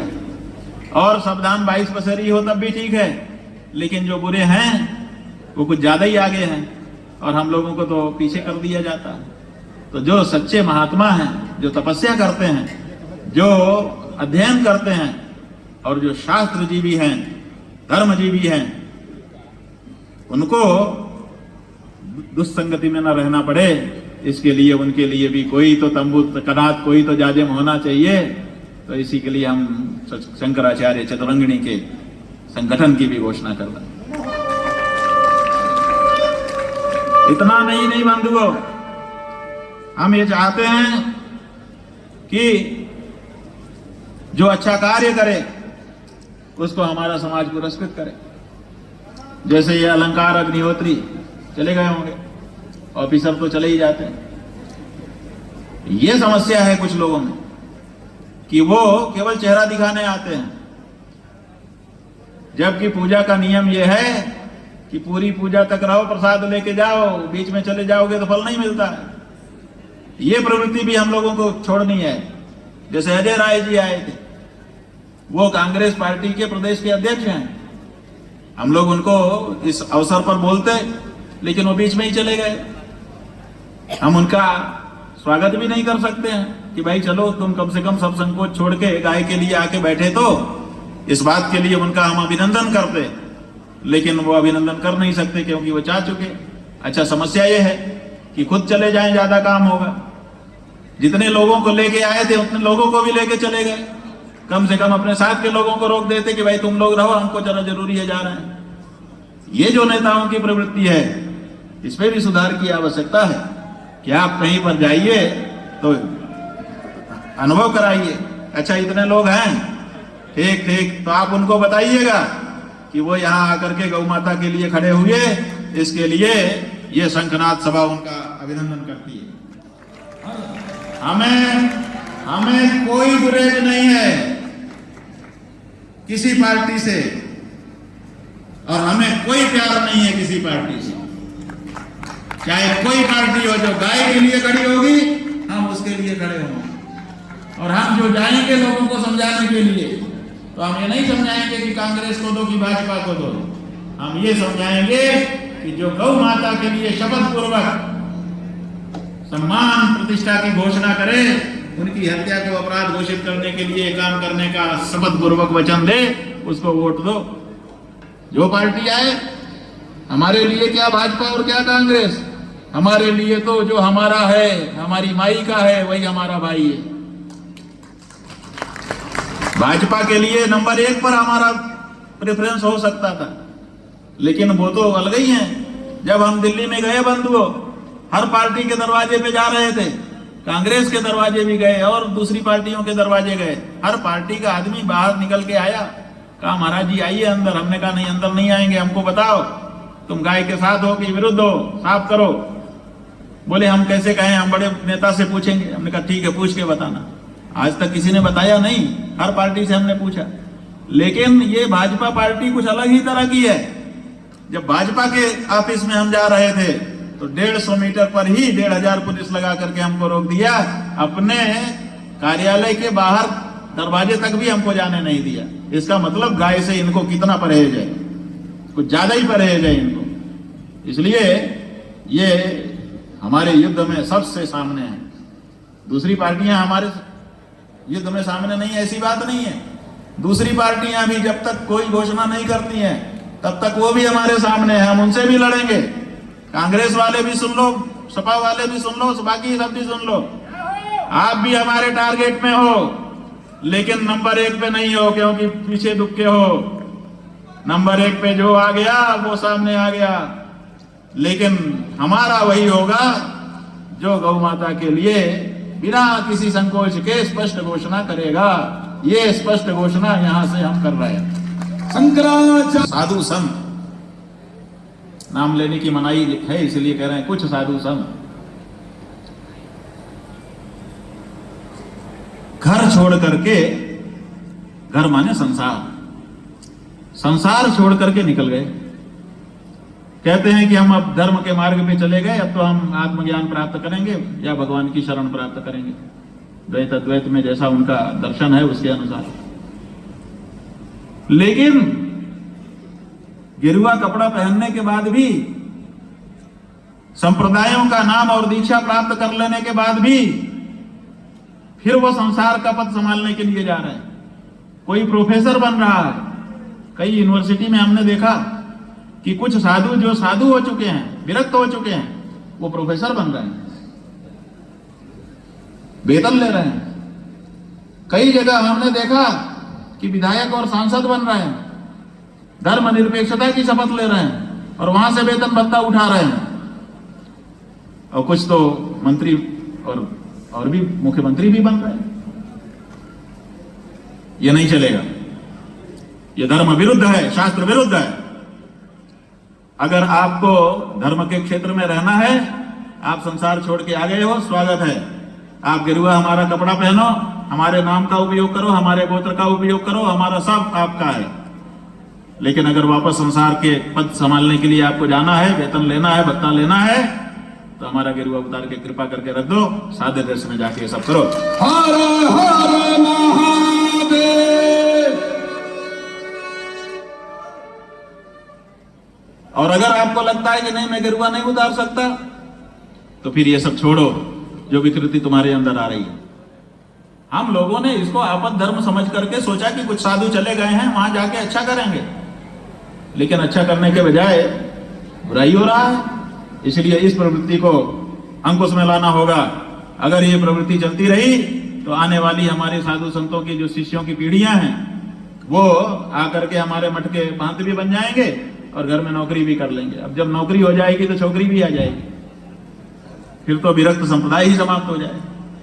इसलिए सनातन धर्म की ये जो सरणी है, ये जो पवित्र जीवन है, इसको बनाए और बचाए रखने के लिए जरूरी है कि यहाँ का जो अनुशासन है वो कड़ा हो। मनमानापन की अनुमति किसी को नहीं दी जा सकती है, चाहे वो कोई हो। और बड़ा पद हमारे यहाँ मंत्री मिनिस्टर का नहीं है। बड़ा पद हमारे यहाँ अध्यात्म निष्ठा है, धर्म निष्ठा है। जो जितना ज्यादा धर्म निष्ठा वाला होगा, हमारे यहाँ उसकी उतनी पूजा होगी, उसका उतना ही सम्मान होगा और उसका वो उतना ही हमारे लिए वरेण्य होगा। इसलिए आपने समझ लिया, गौ माता की रक्षा के लिए अब हमको धर्म युद्ध करना है, जिसको हमने गविष्ठी कहा है। इसके लिए उत्तर प्रदेश के गांव-गांव तक जा करके कृष्ण की भूमिका निभाते हुए लोगों के अंदर का मोह दूर करना है, ताकि वो धर्म युद्ध के लिए तैयार हों। अब जब जरूरत आए तो जैसे भगवान विष्णु बने, वो भगवान विष्णु क्यों कैसे बनेंगे? भगवान विष्णु जो है मारने के लिए ऐसे नहीं करते हैं, बाहु का उपयोग नहीं करते हैं। हम लोगों को मारना हो किसी को भी, तो उसको क्या करना पड़ेगा? शस्त्र पकड़ के ऐसे करना पड़ेगा। भगवान विष्णु ये नहीं करते हैं। भगवान विष्णु यूं है, उंगली ऊपर किए हैं, उसी में चक्र घूमता है, और चक्र जो है उसको कहना भी नहीं पड़ता। वो चक्र स्वयं में इतना समझदार है कि जब देखता है कि काम करना है तो निकल के जाता है, काम करके वापस आ जाता है कि नहीं? तो हमारे भगवान विष्णु उंगली का उपयोग करते हैं, नारायण, बद्री नारायण।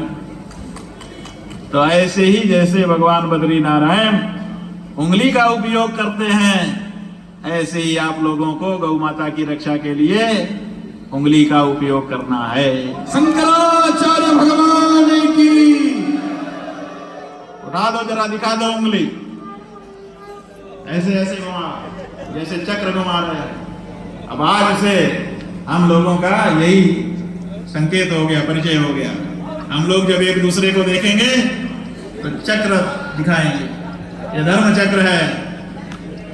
एक बार फिर से अभ्यास हो जाए, वापस करो। अरे नहीं, ऐसे नहीं, वापस। मिलिट्री में एकदम नियम से होता है काम, वापस। हाँ, अब चक्र प्रदर्शन होगा। जय गौ माता, जय गौ माता, गौ घाती नष्ट हो। और हम इसके लिए आपको मंत्र भी बताए देते हैं। ये जब आप ये उंगली घुमाएंगे तो उस समय आप क्या बोलेंगे वो आपको बता देते हैं। वेद मंत्र का अंश है, उसको आपको हम बता रहे हैं। अहम हनम वृत्रम गविष्ठौ। थोड़ा कठिन है, लेकिन पहले हमारा जो नाम है ना, अभी मुक्तेश्वरानंद, इसको कोई बोल ही नहीं पाता था। 1 साल तक तो हम बड़ी मुश्किल में थे, लेकिन आजकल तो एक एक पत्रकार को रट गया है, एक एक व्यक्ति को रट गया है। तो शुरू में कुछ कठिन लगता है, बाद में सरल हो जाता है। इसलिए नारा क्या है हमारा? जब हम चक्र उठाएंगे और यूं घुमाएंगे तो क्या बोलेंगे? अहम हनम वृत्रम गविष्ठौ। बोलिए, अहम हनम वृत्रम गविष्ठौ। अहम हनम वृत्रम गविष्ठौ। इसका अर्थ क्या है? अहम माने मैं, हनम माने मारूं, वृत्रम माने वृत्रासुर को, गविष्ठौ माने गविष्ठी में, गौ युद्ध में। गौ युद्ध में मैं वृत्रासुर को मारूंगा। शंकराचार्य भगवान की। हर हर महादेव। किसको किसको याद हो गया? हाथ उठा के बताओ, किसको किसको याद हुआ? अरे वाह, कुछ लोगों को तो हो गया। बोलो जरा जोर से।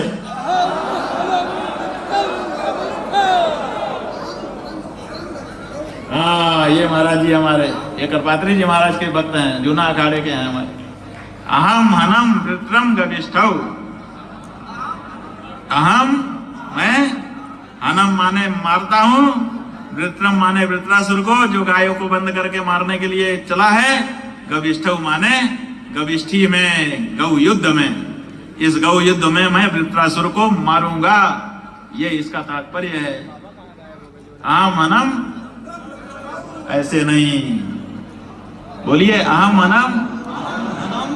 नहीं नहीं, अभी आधे लोग समझे। जब बोलना है उसी समय आपका हाथ ऊपर जाकर घूमना भी चाहिए। अहम हनम वृत्रम गविष्ठौ। अहम हनम वृत्रम गविष्ठौ। अहम हनम। ये धर्म चक्र चला दीजिए, जाने कितने। हाँ बोलिए, ये देखिए एकदम सही पूरा मंत्र है। मम देवासो अनुकेतयमाय केतमायन मयि क्षत्रम यदरम धारयते अहम मनम वृत्रम गविष्ठौ। तो ये अपने को 3 काम निकल करके आ गया। एक, धर्म युद्ध आरंभ हो चुका है। इसमें हमको सबसे पहले गीता का ज्ञान मोह में पड़ी जनता रूपी अर्जुन को देना है। हमें कृष्ण बनना है। कौन कौन कृष्ण बनने को महाराज जी तैयार हैं? नाम लिखाइए, ये बहुत जरूरी हो गया। इधर भी देखें हम, इधर थोड़ा कम है, बाएं है ना, है आप देखो हनुमान टाइप के हैं, ध्यान दिलाना पड़ता है। अच्छा, इधर भी कोई कृष्ण तो कोई भी बन सकता है, समझाने की क्षमता होनी चाहिए। तो ठीक है, जो लोग कृष्ण की भूमिका निभाना चाहते हैं वो लोग अपना नाम लिखाएं। हम लोग एक इसी बीच में जो 52 दिन हमारे बीच में है, इसी बीच में हम लोग एक प्रशिक्षण शिविर इसके लिए करेंगे। और उसके बाद कितने गांव हैं, कितने गांव किसके जिम्मे हैं, वहां पर कैसे कैसे जाना है, क्या करना है, सब तय करेंगे। माता रेणुका के पुत्र हैं, वेद पाठी हैं। जब गौ माता की रक्षा के लिए वो अपने हाथ में परसा धारण करके निकल सकते हैं, तो गौ माता की रक्षा के लिए हम न रखेंगे? इसलिए ऐसी कोई बात नहीं। लेकिन अभी नहीं, अभी नहीं, अभी पहले वाणी के बाण चलें, पहले तर्कों के बाण चलाइए, पहले प्रमाणों के बाण चलाइए, पहले जनता को एकदम स्पष्ट होने दीजिए। और उसके बाद एक दिन तय करिए कि किस तरह का, अगर आपको कुश्ती करना है तो कुश्ती में भी हम तैयार हैं, अगर आपको तलवारबाजी करना है तो उसके लिए भी तैयार हैं, और अगर आपको और किसी तरह की युद्ध में सामग्री प्रयुक्त करनी है बता के बाकायदा तैयारी के साथ उसको भी कर लीजिए। किसी जगह पे हम लोग तय कर लें कि आज ये होगा। धर्म युद्ध में मनमाना कोई घात नहीं करता है कि अचानक आके हमला कर दे। वहां पे सब चीज पहले से तय होती है कि ये युद्ध होगा। हम लोग सब तरह के युद्ध के लिए तैयार हैं, लेकिन अब गौ माता को मरते देख करके मरना नहीं चाहते हैं। शंकराचार्य भगवान की। अब या तो गौ माता की रक्षा करने के काम में मर जाना चाहते हैं, और या तो गौ माता की रक्षा सुनिश्चित हो जाने के बाद शांति से मरना चाहते हैं। हर हर महादेव। इसलिए आज की ये जो सभा है, आज का ये जो आप सबके द्वारा किया गया शंखनाद है, ये पुराणों में वेदों में वर्णित जो गौ माताओं के युद्ध हैं, अभी तो हमने कहीं बताया ही नहीं, क्योंकि वो फिर एकेडमिक हो जाता, हमारा ये प्रवचन फिर वो समझ वाला न रह जाता, इसलिए वो हमने बताया नहीं। बहुत सारे युद्ध हैं, वो सब बताए जाएंगे, लेकिन उन युद्धों की श्रृंखला में ये एक ऐतिहासिक और पौराणिक युद्ध आज गोमती के तीर की इस नगरी से, लक्ष्मण जी की नगरी से, और लक्ष्मण जी का आनंद रामायण में कथा आई है लक्ष्मण जी की।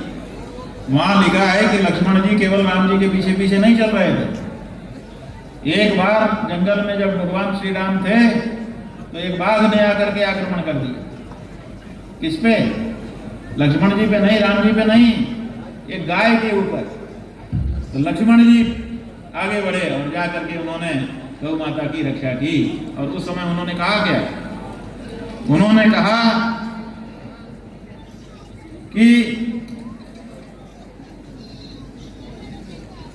गवा मश्रु प्रमार्जार्थम शेषो हम धरणीदृक लक्ष्मणस्य सरो नैव व्यर्थो याति कदाचन। उन्होंने कहा कि मेरे हाथ में ये धनुष बाण जो है ना, ये मैं किस लिए रखता हूं? अगर कोई पूछे तो बता दो। गायों की आंख में आने वाले आंसू को पोंछने के लिए मैं ये धनुष बाण अपने हाथ में रखता हूं। गवाम अश्रु प्रमार्जार्थम, गायों की आंखों के आंसू को पोंछने के लिए लक्ष्मण जी ने अपने हाथ में धनुष रखा है। ये उनका वचन है। इसलिए उसी लक्ष्मण जी की पुरी में गायों के आंसू को पोंछने के लिए हम लोग भी प्रेरणा प्राप्त कर रहे हैं और संकल्पबद्ध हो रहे हैं। बंधुओं, बड़ी प्रसन्नता है कि आप लोग बातों को समझ रहे हैं। एक बात जो हम आपको बताना चाहेंगे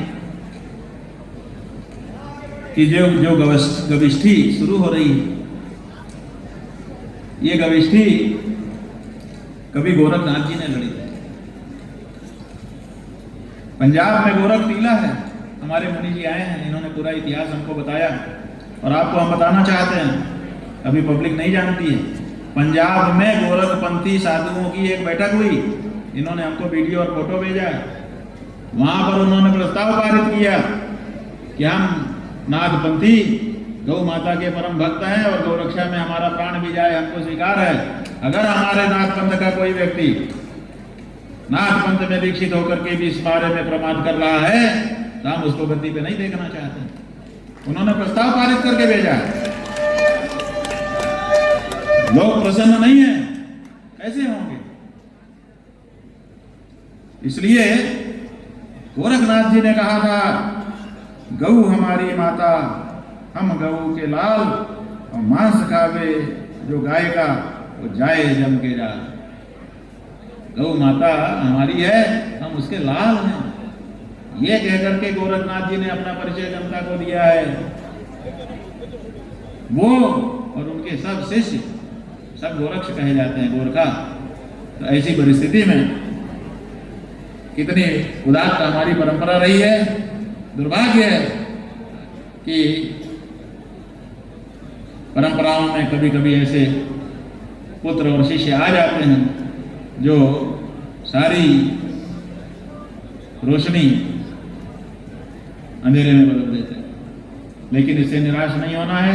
संप्रदाय किसी एक व्यक्ति का नहीं होता है, संप्रदाय सबका होता है और सब अपने गुरुओं का अनुशासन मानते हैं। कोई होता है जो मनमाना हो जाता है, उसको भी समय पर नियंत्रण में ले लेना, अनुशासन में ले लेना, यही उचित नीति है। बंधुओं, ज्योतिषपीठ के शंकराचार्य के रूप में कई लोगों ने इस बीच में सवाल उठा दिया है। माघ मेला के प्रशासन ने भी जाने किसके कहने से हमसे नोटिस दे के पूछ लिया था कि आप 24 घंटे में बताइए कि आप शंकराचार्य कैसे हैं। तो हमने उनको बताया कि कोई व्यक्ति राज्यपाल, कोई व्यक्ति मुख्यमंत्री है कैसे तय होगा, कोई व्यक्ति प्रधानमंत्री है कैसे तय होगा। तो उसका उत्तर यह है कि राष्ट्रपति ने जिसको शपथ कराई हो वो प्रधानमंत्री है। कोई दावा नहीं कर सकता कि मैं प्रधानमंत्री, राष्ट्रपति के द्वारा शपथ ग्रहण कराने पर ही बनेगा, भले चुन लिया जाए। उसी तरह से राज्यपाल जब शपथ कराएगा तब कोई व्यक्ति मुख्यमंत्री हो सकता है, मनमाना नहीं हो सकता। उसी तरह से शंकराचार्य के द्वारा जो अभिषिक्त हो वो शंकराचार्य होता है।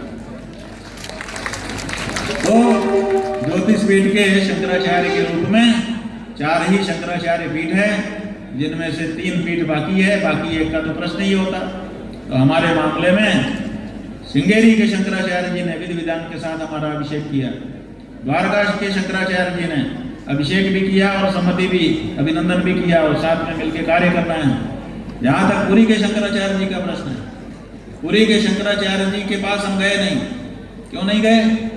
इसलिए नहीं गए कि जिस समय हमारा अभिषेक हो रहा था, पुरी के शंकराचार्य जी महाराज के कुछ शिष्य फेसबुक आदि जो सोशल मीडिया है उस पर हमारे विरुद्ध कुछ बात लिख रहे थे। तो हमको लगा कि शायद गुरुजी के कहने से ही वो लोग ये कर रहे होंगे, इसलिए जब वहाँ ऐसी विचार है तो हम नहीं जाएंगे, क्योंकि हमारा काम हो चुका था। 3 में से 2 का समर्थन हमको मिल चुका था, इसलिए वहाँ जाने का कोई तुक ही नहीं रह गया था, तो हम गए नहीं। लेकिन सुप्रीम कोर्ट में उन्होंने जो शपथ पत्र दाखिल किया उसमें उन्होंने साफ लिखा है, जो सच है वो लिखा है कि इन्होंने हमसे समर्थन मांगा नहीं तो देने का सवाल नहीं है, माने खंडन नहीं किया। और बाद में पूरी पीठ के जो शिष्य वर्ग हैं जिनके नाम से पोस्ट आ रही थी, उनका भी संदेश हमारे पास आया कि वो हम लोगों की सही आईडी नहीं है, फेक आईडी है। तो फेक आईडी से लिख करके लोगों ने मनोमालिन्य डालने का प्रयास किया। अब वो बात भी खंडित हो चुकी है। और अभी प्रयाग के माघ मेले में जब उन्होंने हमको नोटिस भेजा तो पुरी के शंकराचार्य जी महाराज का वक्तव्य हम लोगों ने पढ़ा। उन्होंने कहा कि ये युद्ध को आमंत्रण किया जा रहा है, इस तरह का प्रश्न पूछा। ज्योतिषपीठाधीश महाराज की, शंकराचार्य भगवान की। इसलिए उनको भी परेशान किया जा रहा है। सदन में खड़े होकर के एक मुख्यमंत्री प्रदेश का बोलता है कि जो कोई अपने को शंकराचार्य नहीं कह सकता, फिर जिस किसी को कैसे तुम घुमाते हो? तुम्हारे लोग क्यों उसको प्रश्रय देते हैं? क्यों पुरी के शंकराचार्य जी के ठीक बगल में उसका शिविर लगवा करके उसको आप संरक्षण देते हो? हाँ? अधोक्षजानंद नाम का जो एक व्यक्ति है जो आतंकवादियों से भी संपर्क रखता है, एक बार हम आपको कहानी बता के खत्म करेंगे।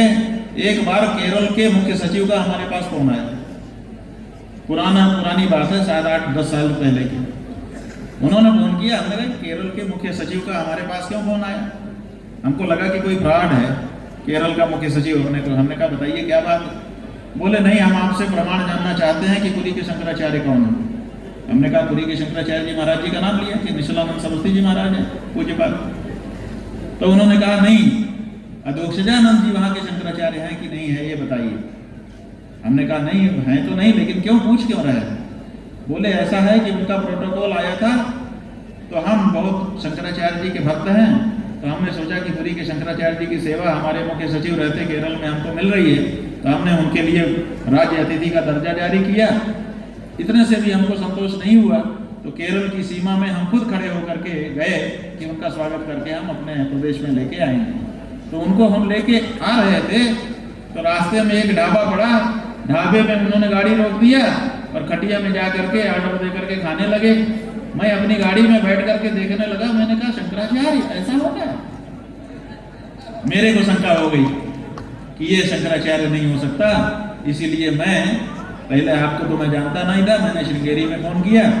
श्रृंगेरी वालों ने कहा कि है तो नहीं वो, लेकिन प्रमाण अगर आपको चाहिए तो आप उनसे, क्योंकि हम उस समय फर्जी शंकराचार्यों के विरुद्ध आंदोलन चला रहे थे, तो हमारे पास से प्रमाण थे। उन्होंने कहा कि आप हमारे पास प्रमाण भेजिए, तो हम इसके विरुद्ध कार्रवाई करना चाहते हैं। तो हमने कहा कि ठीक है, हमने भेज दिया। फैक्स चलता था उस समय, व्हाट्सएप नहीं आया था, फैक्स में भेज दिया। उन्होंने जाके इसको दिखाया और कहा कि महाराज या तो इसी समय आप केरल का सीमा से बाहर निकल जाए, और नहीं तो हम आपको अरेस्ट कर देंगे। तो ये बाहर निकल आए।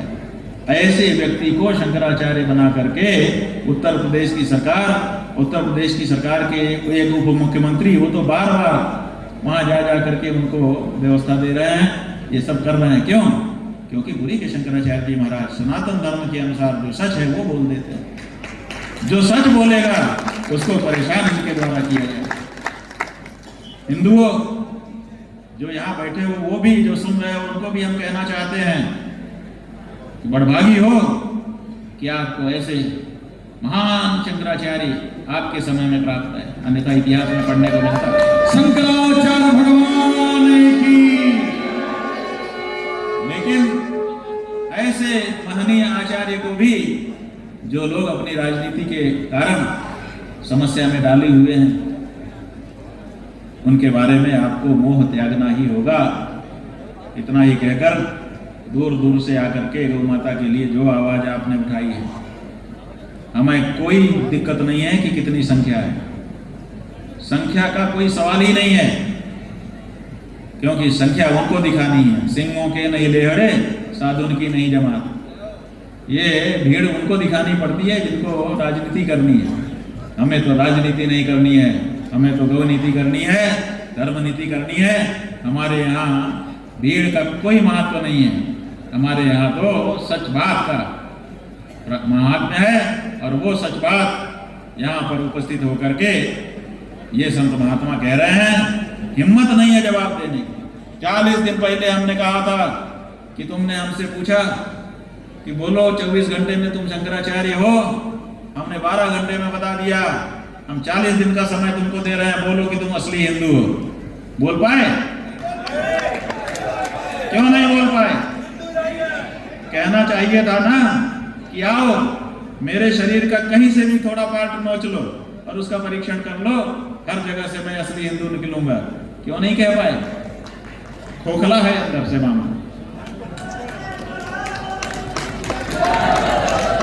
इसलिए ये खोखलापन अपने को छोड़ना है, अपने को ठोस रहना है, अपने को सदाचारी रहना है, ताकि जब अपनी बात आए तो अपने लोग गरज करके कह सकें कि आओ निकालो कहां से कौन सा अंश निकालना चाहते हो। जिस भी रोए को निकाल करके डीएनए टेस्ट करोगे असली हिंदू निकलेगा।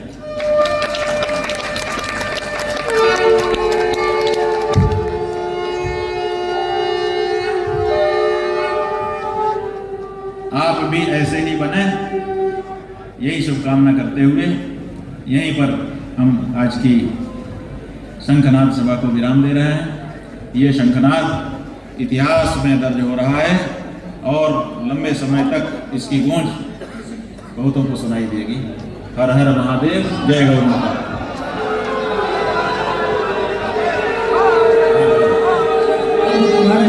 अभी बाकी लोग कृपया पीछे रहें। 3 मई से 23 जुलाई तक की यात्रा होगी। 3 मई से 23 जुलाई तक ये यात्रा चलेगी। गोरखपुर से यात्रा शुरू होगी और गोरखपुर में ही संपन्न होगी। 81 दिन की यात्रा होगी। 3 मई से 23 जुलाई तक चलेगी। इसमें साधु संत विद्वान भाग लेंगे और जनता के सामने जाकर के गौ माता के संदर्भ में जो भ्रम फैलाया गया है उसका वो निराकरण करेंगे और जिनके मन में कोई शंका होगी उसको प्रामाणिक रूप से निराकरण करने की चेष्टा की जाएगी। बता दीजिए, क्या लव जिहाद और घर वापसी जैसे मुद्दों पर भी काम करेंगे? ऐसा है कि बहुत से लोग वो सब कर रहे हैं, हम लोग तो गाय वाला कर रहे हैं। महाराज जी, जिस तरह से 26 सब काम सब नहीं कर सकता, कोई कुछ कर रहा है, हम ये कर रहे हैं। महाराज जी, जिस तरह से 26 शर्तों के साथ में आज आपको सभा करने का अनुमति दी गई, कितना चैलेंज आपको महसूस हुआ है? ठीक है, चैलेंज था लेकिन सभा हुई, संपन्न हो गई। शंखनाद हमारा हो गया, गौ माता की प्रतिष्ठा का ध्वज हमने आरोपित किया, गौ माता यहाँ आई, उनकी पूजा हुई, सब कुछ हुआ। महाराज जी, मंच के माध्यम से आपने एक मंत्र भी लोगों को बताया है कि महाराज जी को हटा दी, महाराज जी अहम हनम विक्रम गविष्ठौ, अहम हनम विक्रम गविष्ठौ, ये मंत्र हमने दिया है। चक्र मुद्रा का अभिनय करते हुए अहम हनम विक्रम गविष्ठौ इस नारे का उच्चारण लोग करेंगे और इससे उनको आध्यात्मिक शक्ति प्राप्त होगी, जो आतताइयों की जो उनका बल है उसको क्षीण करेगी। महाराज जी, ये हटा दीजिए। महाराज जी, सुदर्शन चक्र के द्वारा भी आपने ये काम किया है। सुदर्शन चक्र इस तरह से भूमि पर रहता था, भगवान श्री कृष्ण के आपने एक संदेश देने का काम किया है सुदर्शन चक्र के माध्यम से। तो आपने जनता जनता जो है कृष्ण बनेगी, अर्जुन बनेगी और धर्मयुद्ध लड़ेगी और जीतेगी। आज का वृत्रासुर किसको मानते हैं? आपने कहा वृत्रासुर का हनन करना है, आज कौन है? आज का वृत्रासुर, यहाँ नाम लेने की मनाही है, कहाँ से बनाई है? एडवाइजरी है, शर्त है। मनाही कहाँ से है? मनाही कहाँ से है? नाम बताएंगे तो फिर मनाही का ही मामला सामने आ जाए।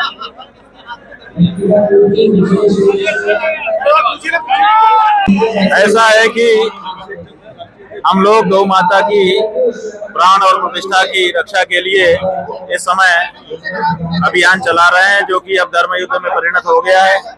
उसको हमने गविष्ठी नाम वेदों के आधार पर दिया है, जो गविष्ठी का मतलब गौ युद्ध होता है। अब उस युद्ध को लड़ने के लिए, जैसे महाभारत का युद्ध लड़ने के पहले भगवान श्री कृष्ण ने अर्जुन का मोह दूर करने के लिए गीता का ज्ञान दिया था, ऐसे ही हम लोग एक गविष्ठी यात्रा करेंगे, जिसके अंतर्गत लोगों के मन में जो भ्रम है उसको दूर करने का प्रमाणों के सहित प्रयास किया जाएगा और उसके बाद अगला कार्यक्रम घोषित किया जाएगा। महाराज जी, आपने एक श्लोक कहा था, श्लोक क्या था? एक बार बोलते हैं। ये श्लोक है जो वेद मंत्र का अंश है। जैसे सत्यमेव जयते हमारे देश का मोटो है, वो भी एक वेद मंत्र का अंश है। उसी तरह से ऋग्वेद से ये मंत्र लिया गया है, जिसका अंश है अहम हनम विक्रम गविष्ठौ। इसका मतलब है कि मैं गौ युद्ध में गायों को सताने वाले वृत्रासुर को मारूंगा और उसको चक्र की मुद्रा दिखाते हुए, अभिनय करते हुए बोलना है। तो ये हमारा मंत्र बनेगा और इससे हमको शक्ति प्राप्त होगी और इसी धर्म चक्र से हम गायों को सताने वाले असुरों का संहार करेंगे।